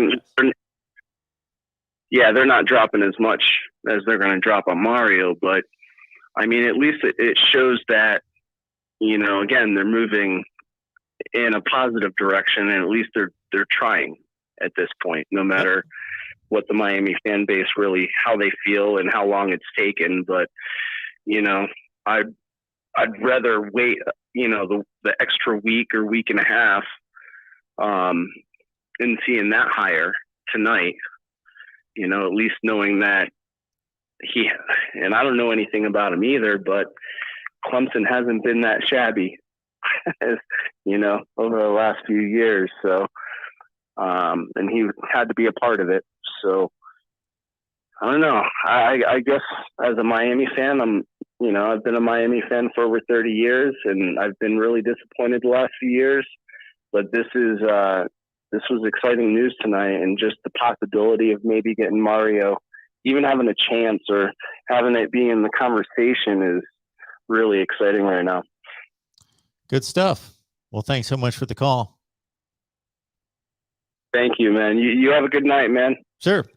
You too. Appreciate it. Yeah, I got to think that with college football coaches in the range of $7 to $9 to $10 million now, we're talking about the top 10 to 15 coaches in America. ADs are more in that top flight. ADs are more in that $3 million range, even though they are the boss. It's one of the rare circumstances in which a boss makes less money than the people under them. Want to remind everyone that if you own a business, or if you would like to own a business, so tons of people out there, especially in this day and age where people are quitting jobs. Do you know how many people quit their jobs last month? It was like 4.5 million Americans quit their jobs. Regardless, start a business. Take your passion and start a business. So if you're thinking about starting a business but don't know where to start from a financial standpoint, from a financing standpoint, go check out our guy Josh Van Horn at Get Business Credit. That tells you everything you need to know right there. The name of the platform, Get Business Credit, right here on YouTube. Check him out. He will provide you with the instructions, the product, the tools to access thousands of business lines of credit. It doesn't matter what your personal credit looks like, so don't be concerned about that. Also understand that you do not have to give up your social security number. And please check him out. His channel is blowing up. And I've listened to him many times and listened to the instruction and the information that he has. He is a wealth of knowledge. So if you've got a small business or want to start a small business, check out our guy, Josh Van Horn at Get Business Credit right here on YouTube. Let's get these two calls. Since we've only got two callers on the line, let's take these two and wrap it up from there. Welcome to the Voice of College Football. Who's on the line? Good evening, Mark. It's George. Hey, George. What's going on? I just took a bite of a White Castle right before you answered, but I'm okay now. I swallowed it. Yeah, it's been forever since I had a White Castle. I think I've only had White Castle once in my life. I can remember one time. Yeah, and I've It never used gone to be back. called Crystal Hamburgers. When I went there, it was called Crystal. They had two different names for that business. So You ever seen a Crystal Hamburgers? I have not. I will. It's the exact same thing. Maybe two brothers split the company or something. But anyway, they have in a frozen section, and that's where I get them now. And they're fun to eat. Little sliders. Very nice. So everybody, Oh, George is man. having some Even though- White Castle tonight Like yeah, with mustard. and I put decided to mustard call on it. me. Clint Eastwood, you're going down tomorrow. That was to somebody in the chat. Who's going down? The Houston. Alabama guy asked me to tell you Bryce Young for Heisman, so I got that out there. Possible. If I'm voting right now, of course, if I was a voter, which if you ask my humble opinion, I should be a voter. I would have to research a little bit more. I would take it seriously and really look into it. But off the top of my head, yes, I'm voting for Bryce Young. Number one, I'm voting. I'll stop right there because I don't know where I would go after that with Right. Walker, Stroud, I don't either. Pickett, others. Right. There's a few other. But I'm going Yeah, Bryce there's a Young. few of As them of out right there. this They're pretty second, fun. I'm voting for Bryce Young. It helps to play on the big stage with Alabama. The guy at Pitt really impresses me. He's going to break Marino's record with one more touchdown pass. Yes. Did you know? Hey, G-Dog Forever wants me to ask you if you can accidentally knock that Alabama helmet off that shelf. Accidentally. Accidentally. That's funny. He just doesn't like that I don't have a Accidentally Georgia reach back helmet. Like you're stretching and just like you didn't know. Well, since Kent State's playing in the MAC championship game tomorrow, we're going to honor Kent State. I'm going to put them right there. Okay. Didn't you say once when you're talking about the betting aspect, a quarter of the top 10 get upset every week or something like that? Yes. Witness some kind of Top statistic 25. Yes. there? A quarter of the top 25. Has that changed any this year? No. Is it worse? It's even increased.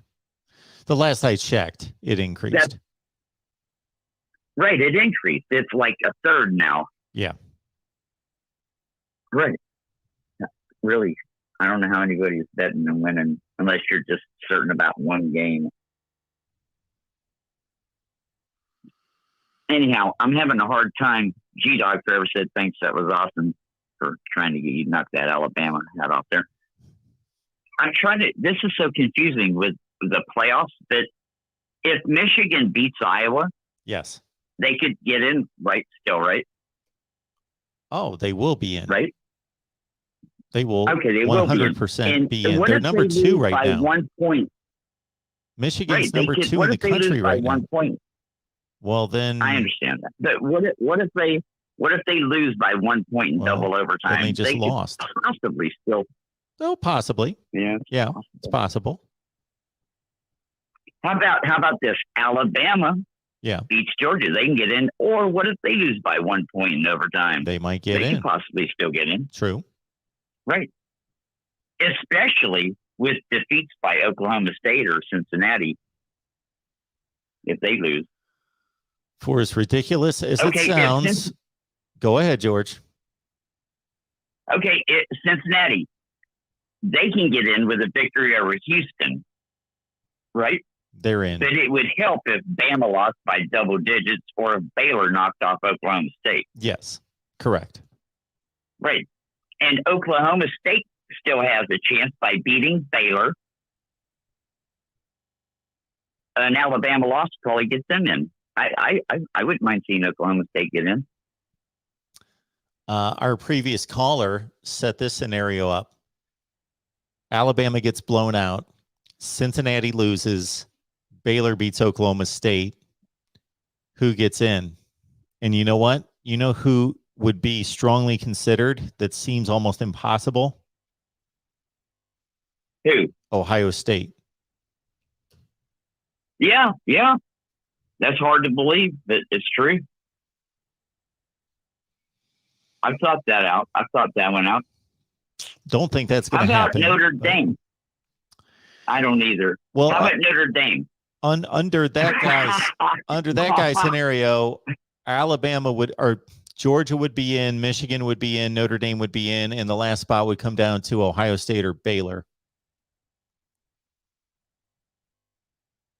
Right.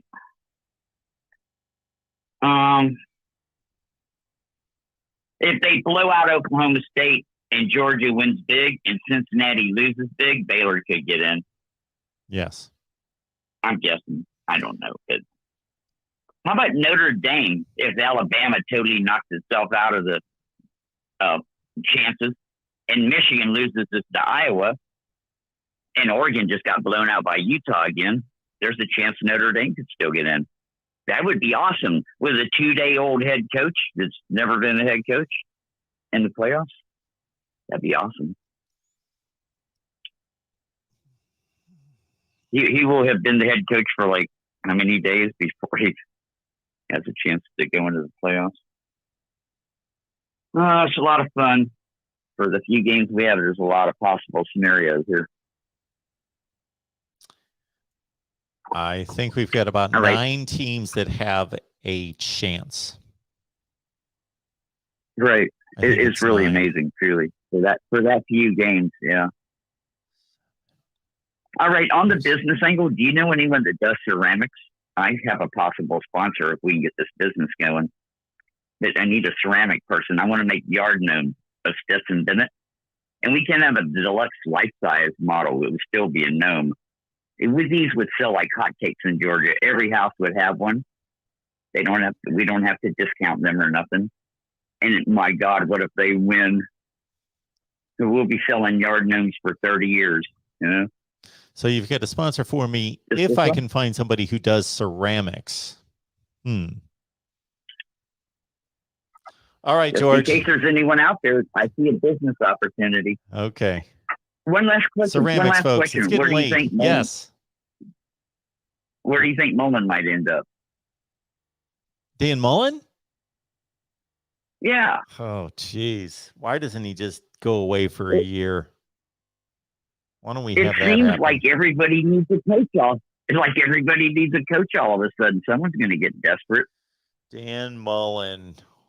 Well, we still have to fill the Oklahoma job. And so if somebody leaves some job to take the Oklahoma job, maybe that opens up Dan Mullen. Dan Mullen, the Virginia job's open now. The Virginia coach quit. Isn't it amazing? Ain't it amazing how quick things turn? Oh, I mean, Cristobal's in the same position now. Just like in one day, you're done. You're cut off. Persona non grata. and after Oregon's years going to of need praise, a like, coach damn. here, possibly. All right, George. Appreciate All right, it. see you later, Mark. Have a great evening. Talk to you soon. Bye-bye. All right. I said 2 more. All right. Now I'll take 2 more because there's 2 on the line. Welcome into the Voice of College Football. Who's on the line? Hey, what's up, Mark? This is Kane Smoke. Hey, man. How are you? I'm good, man. I'm good. I don't want to hold you up, man. I can see your eyes getting red and you're kind of tired, brother. But Yeah, I'm just a diehard Miami fan, man. From what Colin Cowherd's saying, Miami has 3, not board of trustees, but alums that are billionaires, and they're willing to support the program too. And he also said that it's pretty much a done deal with Cristobal. But I just want people – I see a lot of Miami fans knocking Mario because of this loss, and I just want them – those are the guys who don't watch college football. Mario has done a lot to prove himself to get this job, and people think that he won't leave because of the money, but this is his dream job, and, I believe he would take less, and I think he would be making $1 million more at Oregon because all the taxes and stuff he's got to pay over there and everything. Yeah, I just want, I wanted Mario over here when Mark Richt retired and when we hired Manny Diaz in 24 hours. Yeah, I was kind of salty about that. You know what I'm saying? But yes, we got. I believe we have a strong opportunity of getting Mario. I wanted to know your opinion after tonight and everything. What you think? But yeah, I think that Mario Cristobal's an excellent coach. I think he's one of the top 15 coaches in America. I think that obviously he has instilled a certain attitude into that team, even though we didn't see it tonight or against Utah, the other game that they played. So that is slightly concerning to me. I don't want to say it's ultra concerning or alarming that they played the same team twice in 4 weeks and were not able to show any pride or inspiration, or he wasn't able to game plan to counter what they did. It looked like the carbon copy of the first game. But that he's obviously built a program at Oregon. He was handed a decent program, and he made it much better. And he was able to recruit at a higher level than anything that they had seen, even through Chip Kelly's years. They didn't recruit at the top of the line in the Pac-12. So I think Mario Cristobal is an excellent hire for Miami. I don't think he's an automatic winner. He's not proven that. He's not right. Urban Meyer, Nick Saban, but there's only a couple of those guys. So, but I think he's an excellent hire, and he is something that Miami has not had since Butch Davis. And I've said this over and over. Put Mark Richt in a different category. He was obviously at the end of and I think we're seeing a little bit more with his medical situation that Mark Richt was just not near the end of his time at Miami, just not capable of doing what he had done previously. He's a really good coach and a quality coach, no question about that. But if you look at every other Miami hire since Butch Davis, what did any of them accomplish in the Power Five, either before or Miami? And the quick answer is nothing. Absolutely. And Mario Cristobal is different. He's been at a major program. He's won a Rose Bowl. He won a Fiesta Bowl. He won 2 Pac-12 championships. He's recruiting in the top 10 in the nation. Bingo. Mm-hmm. Absolutely. And I keep saying he was national recruiter of the year at Alabama. And people say everybody's national recruiter out of Alabama. Now, when you look at him in Oregon, I want to say, and this was a fact by shout out to Wholesome One. I was on his channel and we were talking about this, and he said, I think 6 or 7 different states he recruited the number 1 guy out of each state, from Utah, Nevada, California, pretty much everybody in the West Coast and stuff. And that should just be enough to show you that anything around him, he knows. Yeah, I don't want to say anything touches his gold, but in recruiting wise, yes. So I believe if he's here in South Florida, he would get some of those Alabama and Georgia guys and those SEC guys to stay home. And you know what I'm saying? And actually, we would look like the Clemson of ACC. And I don't want to take Clemson shine because we are Miami, but we are not the feared Miami that we once were. It's sad to see. And shout out Dan Silio. I think he has the heart of a lion for being a Miami alum player and stuff like that too. But hey, I don't want to hold you up, Mark, man. I just wanted to come and voice my opinion and let everybody know Mario's coming. We got an AD now. Yeah, we can do this. Well, thanks for the call. Appreciate it. Yes. All right. let's let everyone know here. First and foremost, we got to read this super chat. Appreciate that so much from Oregon Ducks. Oregon Ducks would love to know who you root for. Oregon Ducks says Oregon would have won with a backup quarterback all season. Brown is a joke. Cristobal wasted a season based on loyalty instead of putting in the team first, and the transfer portal will love him. Anthony Brown was not a good quarterback. He came in from Boston College, and he had played, I thought, better football at Boston College. He had some decent seasons at Boston College, nothing spectacular. 20 touchdowns, 9 picks his last year at BC. And I thought with better talent around him at the skill position players and a better offensive, not a substantially better offensive line, because BC always has first-rate offensive lines, that he would do a better job there at Oregon. And it just did not happen. Anthony Brown had some horrible games this year, horrendous games. And it's not that Mario Cristobal didn't have 2 backup quarterbacks in the Ty Thompson kid and the baseball player, I can't think of his name, that are exceptional talents, but he just didn't want to pull the trigger, and he figured running game defense is going to get us there. Let's lean on that and just have Anthony Brown run the ball and make dump off throws, and he's not going to hurt us, but he did.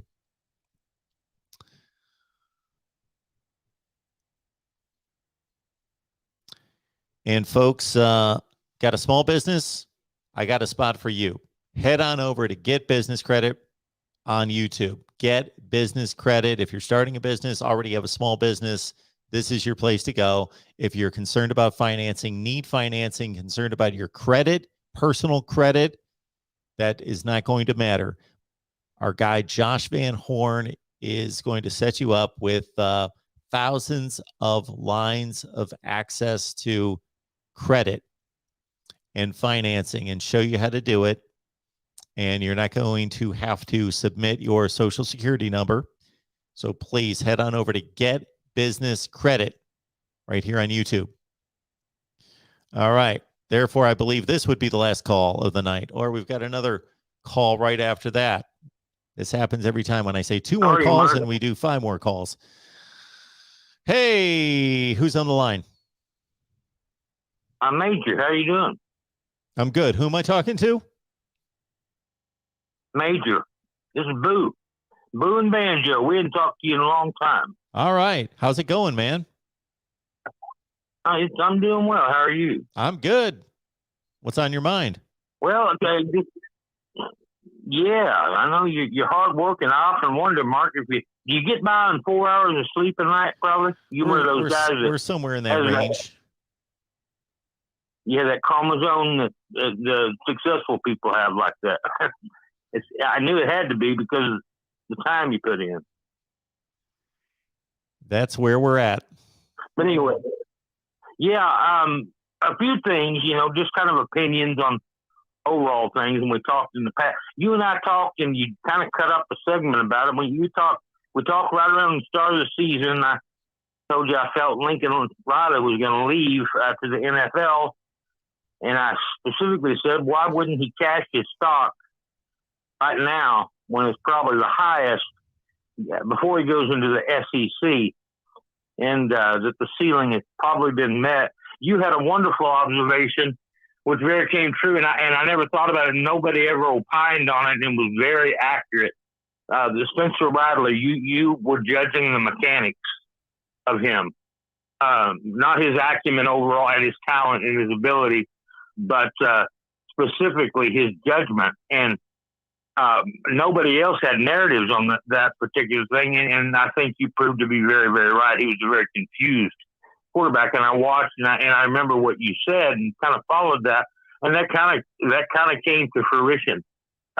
It was kind of an empty vessel, whether it was coaching or it was him, as far as being able to orchestrate and elevate his game, and in my opinion. But a very good observation on your part. And I don't know if you remember when I talked about Lincoln Riley, whether he'd leave to go. I thought the NFL like anybody else would, but I was pretty sure that this was the opportune time for him to cash his stock when it was the highest. The other thing too, I think you've talked about this, and it's interesting now because it's been kind of organic and maybe in the making, but you have really, really beat the drum about something that's kind of obvious about the Florida region, Riley going to the West Coast. I think now maybe if you get like a crystal ball, if you get a dynamic in there, I think maybe the timing is right to start cornering the market again. Keep kids within those states.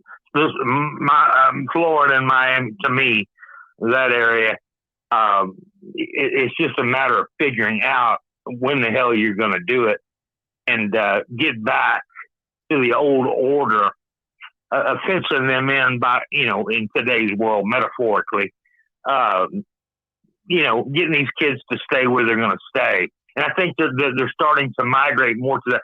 Social media, they can be in New York over your damn phone now. That's a whole facade.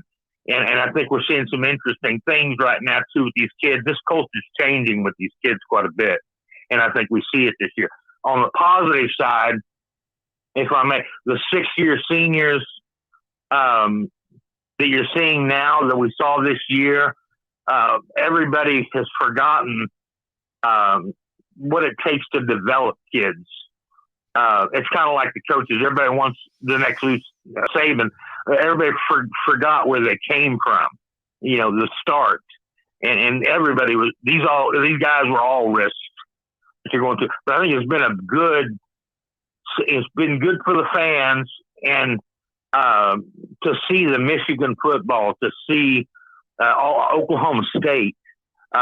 These are all 22, 23-year-olds on the whole roster. But it's good to see what it takes of that's organic and develop players, and it's not all the 5-star culture. Tickled to death to see Shane Beamer and Josh Allen. Those are perfect examples to Lincoln Riley that they go in. Nobody ever gave any chance to either of these two coaches. And so there are intangibles, and there are other things. Michigan, Harbaugh, nobody opined that he would resurrect. Everybody was, again, he was deemed to be fired. Mike Gundy took $1 million hit last year on his contract and was kind of under a Harbaugh type scenario. And it shows when people get their backs to the wall and they force, to really, really figure out what to do and make changes and get the best out of these kids. I think it's been a really good thing for football. The crowds too, because that's my opinion, but we forget what it takes to develop, to come along. I look at Bo Nix at Auburn, Stetson Bennett, what he's done at Georgia. Nobody, these aren't the ones, Bo Nix was a 5-star guy, but hell, everybody wants something now in their first or 2 years, and we forget all that. So I've been tickled to kind of see that come along, to see that it does take a team. It does take a cumulative effort. But back to my point on the regions, I think you're dead right. I think we're starting to seeing now that regional orchestration. Because I remember when you just didn't want to play anybody from Florida at all. I remember when Pete Carroll, when I saw Southern Cal, I think that might be the best football ever. That was scared me, and how damn good they were. You just didn't see an end to it with Pete Carroll. That was the thing there. Or with the Florida State and Bobby Bowden, or the Miami program during its heyday. I think it's migrating back to that. So they're figuring out now to get these things back, the regional footprint, the Miami upgrades, if they upgrade all these things. Because hell, the NIL money's there. It's beyond me why, when you go into these big, why not? They're not orchestrating this, and I think we're on the verge of seeing it. The Riley move was, if it goes, as they plan. He plans to be the new Nick Saban. He wants to be the Nick Saban of the soft West Coast. and he took the line of least resistance. But back to the point, they're trying. He's just mirrored what you said along too about getting these people to stay back home. And do you think Cristobal? Do you think Miami's on the verge of doing that to get the Florida people to stay there? And what's your vantage point on these things?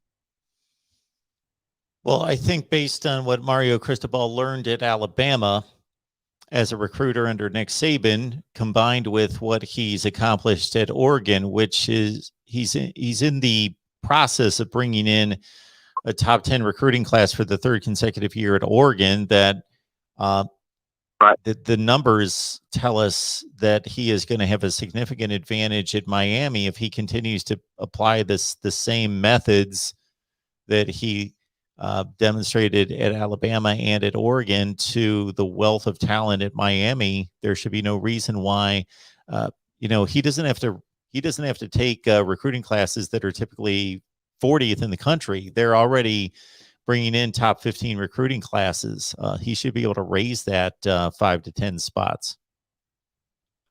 Yes, sir. And I agree. And I think you're right. These teams, Miami, when they've come and they've shown, the problem with the physicality last year, when they show certain points, you just realize how damn close they are to being dominant if they just pull that talent, there and keep it there.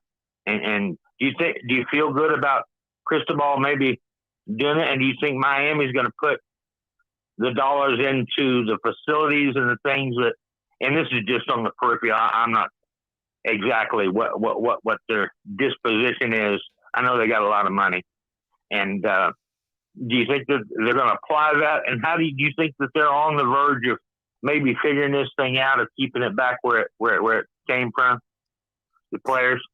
Yeah, so my closing statement on that before I need to move on would be that if a program is pursuing a top-level coach and putting the investment there to buy out their current coach and put the money toward a new coach who's going to make probably top 10 to 15 money in the country, any coach at Mario Cristobal's level, unless he's more ignorant than I think that they are, is going to have to be sold on, okay, I want to coach here. I love the university. I played here. I went to school here. I love the area, but you need to show me, what plans do you have for facilities? How much money am I going to get to pay a coaching staff?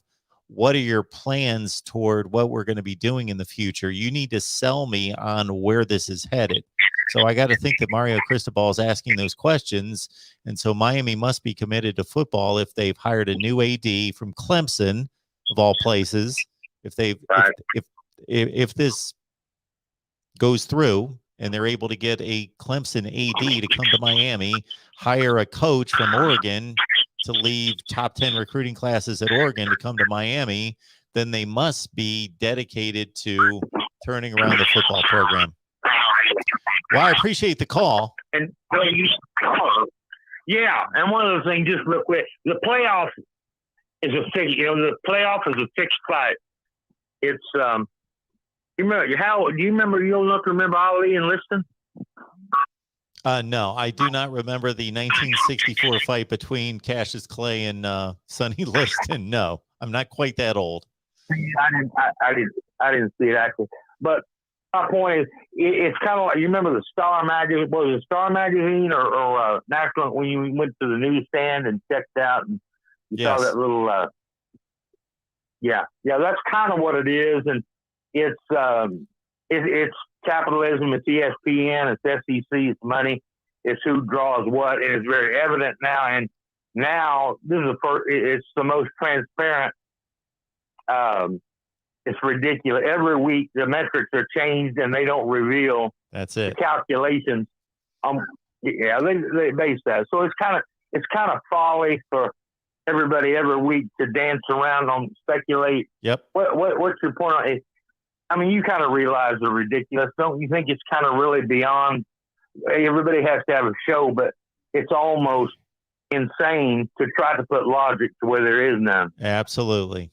Well, thank you so much for the call. We Yeah. appreciate it. You call back anytime. Hey, you take you too. Good to talk. All right. Next up and last up here at the Voice of College Football. We were going to take 2 more calls. I think we're on 6. Hello, who's on the line? Well, I'm just glad you took one more of the Voice of College Football, Mark Rogers. David. Hardest working man in college football. Let's give it up, ladies and gentlemen. Put your hands together for Mark Rogers. Yes, I'm envisioning and hearing people from coast to coast applauding right now. Well, you deserve it, sir. Let me just say that. I just want to start by saying apparently the Oregon loss has not aged well for the Ohio State Buckeyes, has it, Mark? No, and that was the point I was making to somebody who was calling up trying to figure out a scenario to get Ohio State into the playoff. I was letting them know that that's part of their resume. Yeah, it's not been good. I have to say this. I'm not surprised at Oregon's loss. I think Oregon's been dancing on the minefield there for a few weeks in the Pac-12. They obviously lost to Stanford, so I'm not necessarily surprised they lost. And by the way, I think this was mentioned on Buckeye Talk. Correct me if I'm wrong. Utah is not exactly the best matchup for Ohio State in that Rose Bowl. What are your thoughts, Mark? Maybe early thoughts on that being the possible Rose Bowl game. I'm not necessarily concerned about Utah or the matchup. I'm more concerned about Ohio State and how many players are going to play and how hard they're going to play. I'm more concerned about that. It brings me. Okay. That brought me to the next subject. Maybe that's the next conversation for Buckeye Talk is how many Buckeyes possibly sit out that game, because I could definitely see at least Wilson, Olave, at least the receivers, sitting out, maybe a couple of the linemen. I don't know why any of the defensive players would sit out. They would be best advised to try to come back next year and see if they can atone for the poor performance this year. I don't know if that sounds about right. Yeah, I really don't know how to speculate who's going to play and who's not going to play. They have their I think they have their futures to consider and the weight of the game and what the weight of the game is to somebody my age versus their age and what else they've got going. I have no idea. Yeah, it'll be interesting to see going forward. I do have to say this, just some more thoughts about tomorrow, by the way. I really have a feeling that Baylor could pull. By the way, what is the line on Baylor, Oklahoma State tomorrow? Is that 5, 6? 6.5. Okay. I really have a feeling Baylor pulls off the upset and helps out the Irish tomorrow, and new coach Marcus Freeman gets in. Just call it a gut feeling.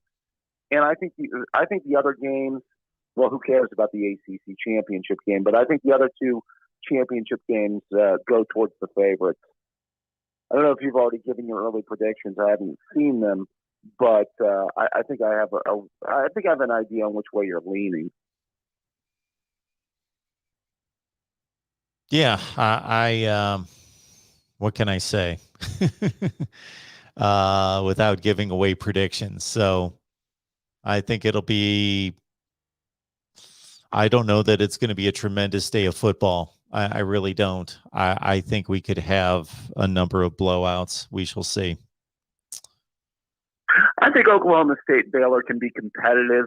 Alabama's going to have to bring something that we haven't seen all season. I think to keep that game close, or Georgia's just going to have to be really, really off. And then for the nightcap there, with the Big Ten title game. I think that the team up north is going to have to turn the ball over several times, for that game to be competitive. Hey, last thing, Mark, did you have any opinion about the Quinn Ewers situation? I don't know if you noticed that. He's transferring from Ohio State. Well, he sees a quarterback in front of him who has won the job, and there's no reason to think otherwise. So he obviously wants to play right away. He wants to be able to compete for a job. He has assessed the situation there, Maybe he's had those conversations. I would hope so, with Ryan Day, to know where he stands and what the situation is. And he's made the assessment that he wants to play immediately. It's kind of hard for me to believe that he wouldn't have had the same evaluation of the situation. Not that he couldn't have come in originally. Let's say he would have been of the 21 class and not the 22 class, and he would have been able to come in spring practice and truly compete for the job. And obviously at that point, we didn't know what CJ Stroud was going to become, that he would have had a legitimate shot. But regardless of how good or not good these other quarterbacks were going to be, he did not step on campus at a point in which he could compete for the job. So I don't know what he was expecting this season. But obviously now that he's seen that there is a top 3 to 5 quarterback in the country playing in front of him, then he just figures he'll go somewhere else and play. Right. Yeah. I think it kind of complicated things with Ohio State. Maybe taking another quarterback. They just recruited another one the other day, Devin Brown, and it will be interesting to see where he goes. Within the transfer portal, who lands him. So it'll be interesting stuff going forward. Going to do the call-in show tomorrow after the games, Mark? Absolutely, we will. Look forward to talking to you then, my friend. You have a good evening. Thank you, David. Appreciate it. You too. Take care. All right, folks, that should about do it. We will be back here tomorrow night, Saturday night, at after the Big Ten and ACC. Don't forget the ACC championship game. Don't you dare forget the ACC championship game. My favorite team, Wake Forest, is playing. Wake and Pitt. The winner's 11-2, correct? Just like possible other teams that could be getting a look as a college football playoff participant. All right. So we will be here after the Big Ten and the ACC championship games tomorrow night, and we will be talking either, hey, it's cut and dry, it's going to be 1, 2, 3, 4, or more than likely, hopefully, let's cross our fingers, chaos.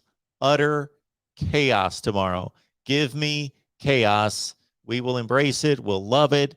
And I would love that committee to have to work overnight, squirm, have no idea what to do, and think there's not enough spots, because we already knew that. We knew that in 2014. All right, everyone, enjoy the football tomorrow. We'll be back here tomorrow night. We also will have post-game of Alabama, Georgia, right here at the Voice of College Football. And we will have post-game on, I guess that's the only one. Well, Iowa, Michigan. So at the same time that we're here taking your calls, our Michigan channel will be fired up as always, and the Iowa channel as well, post-game Big Ten championship game. So check them out. And if you're going to turn your back on me. All right. We'll catch everybody tomorrow. Thank you so much for your contributions in any such way. Before you leave, please hit the like button, Venmo, PayPal, and Cash App as well. Right here at the Voice of College Football. We will see you tomorrow night.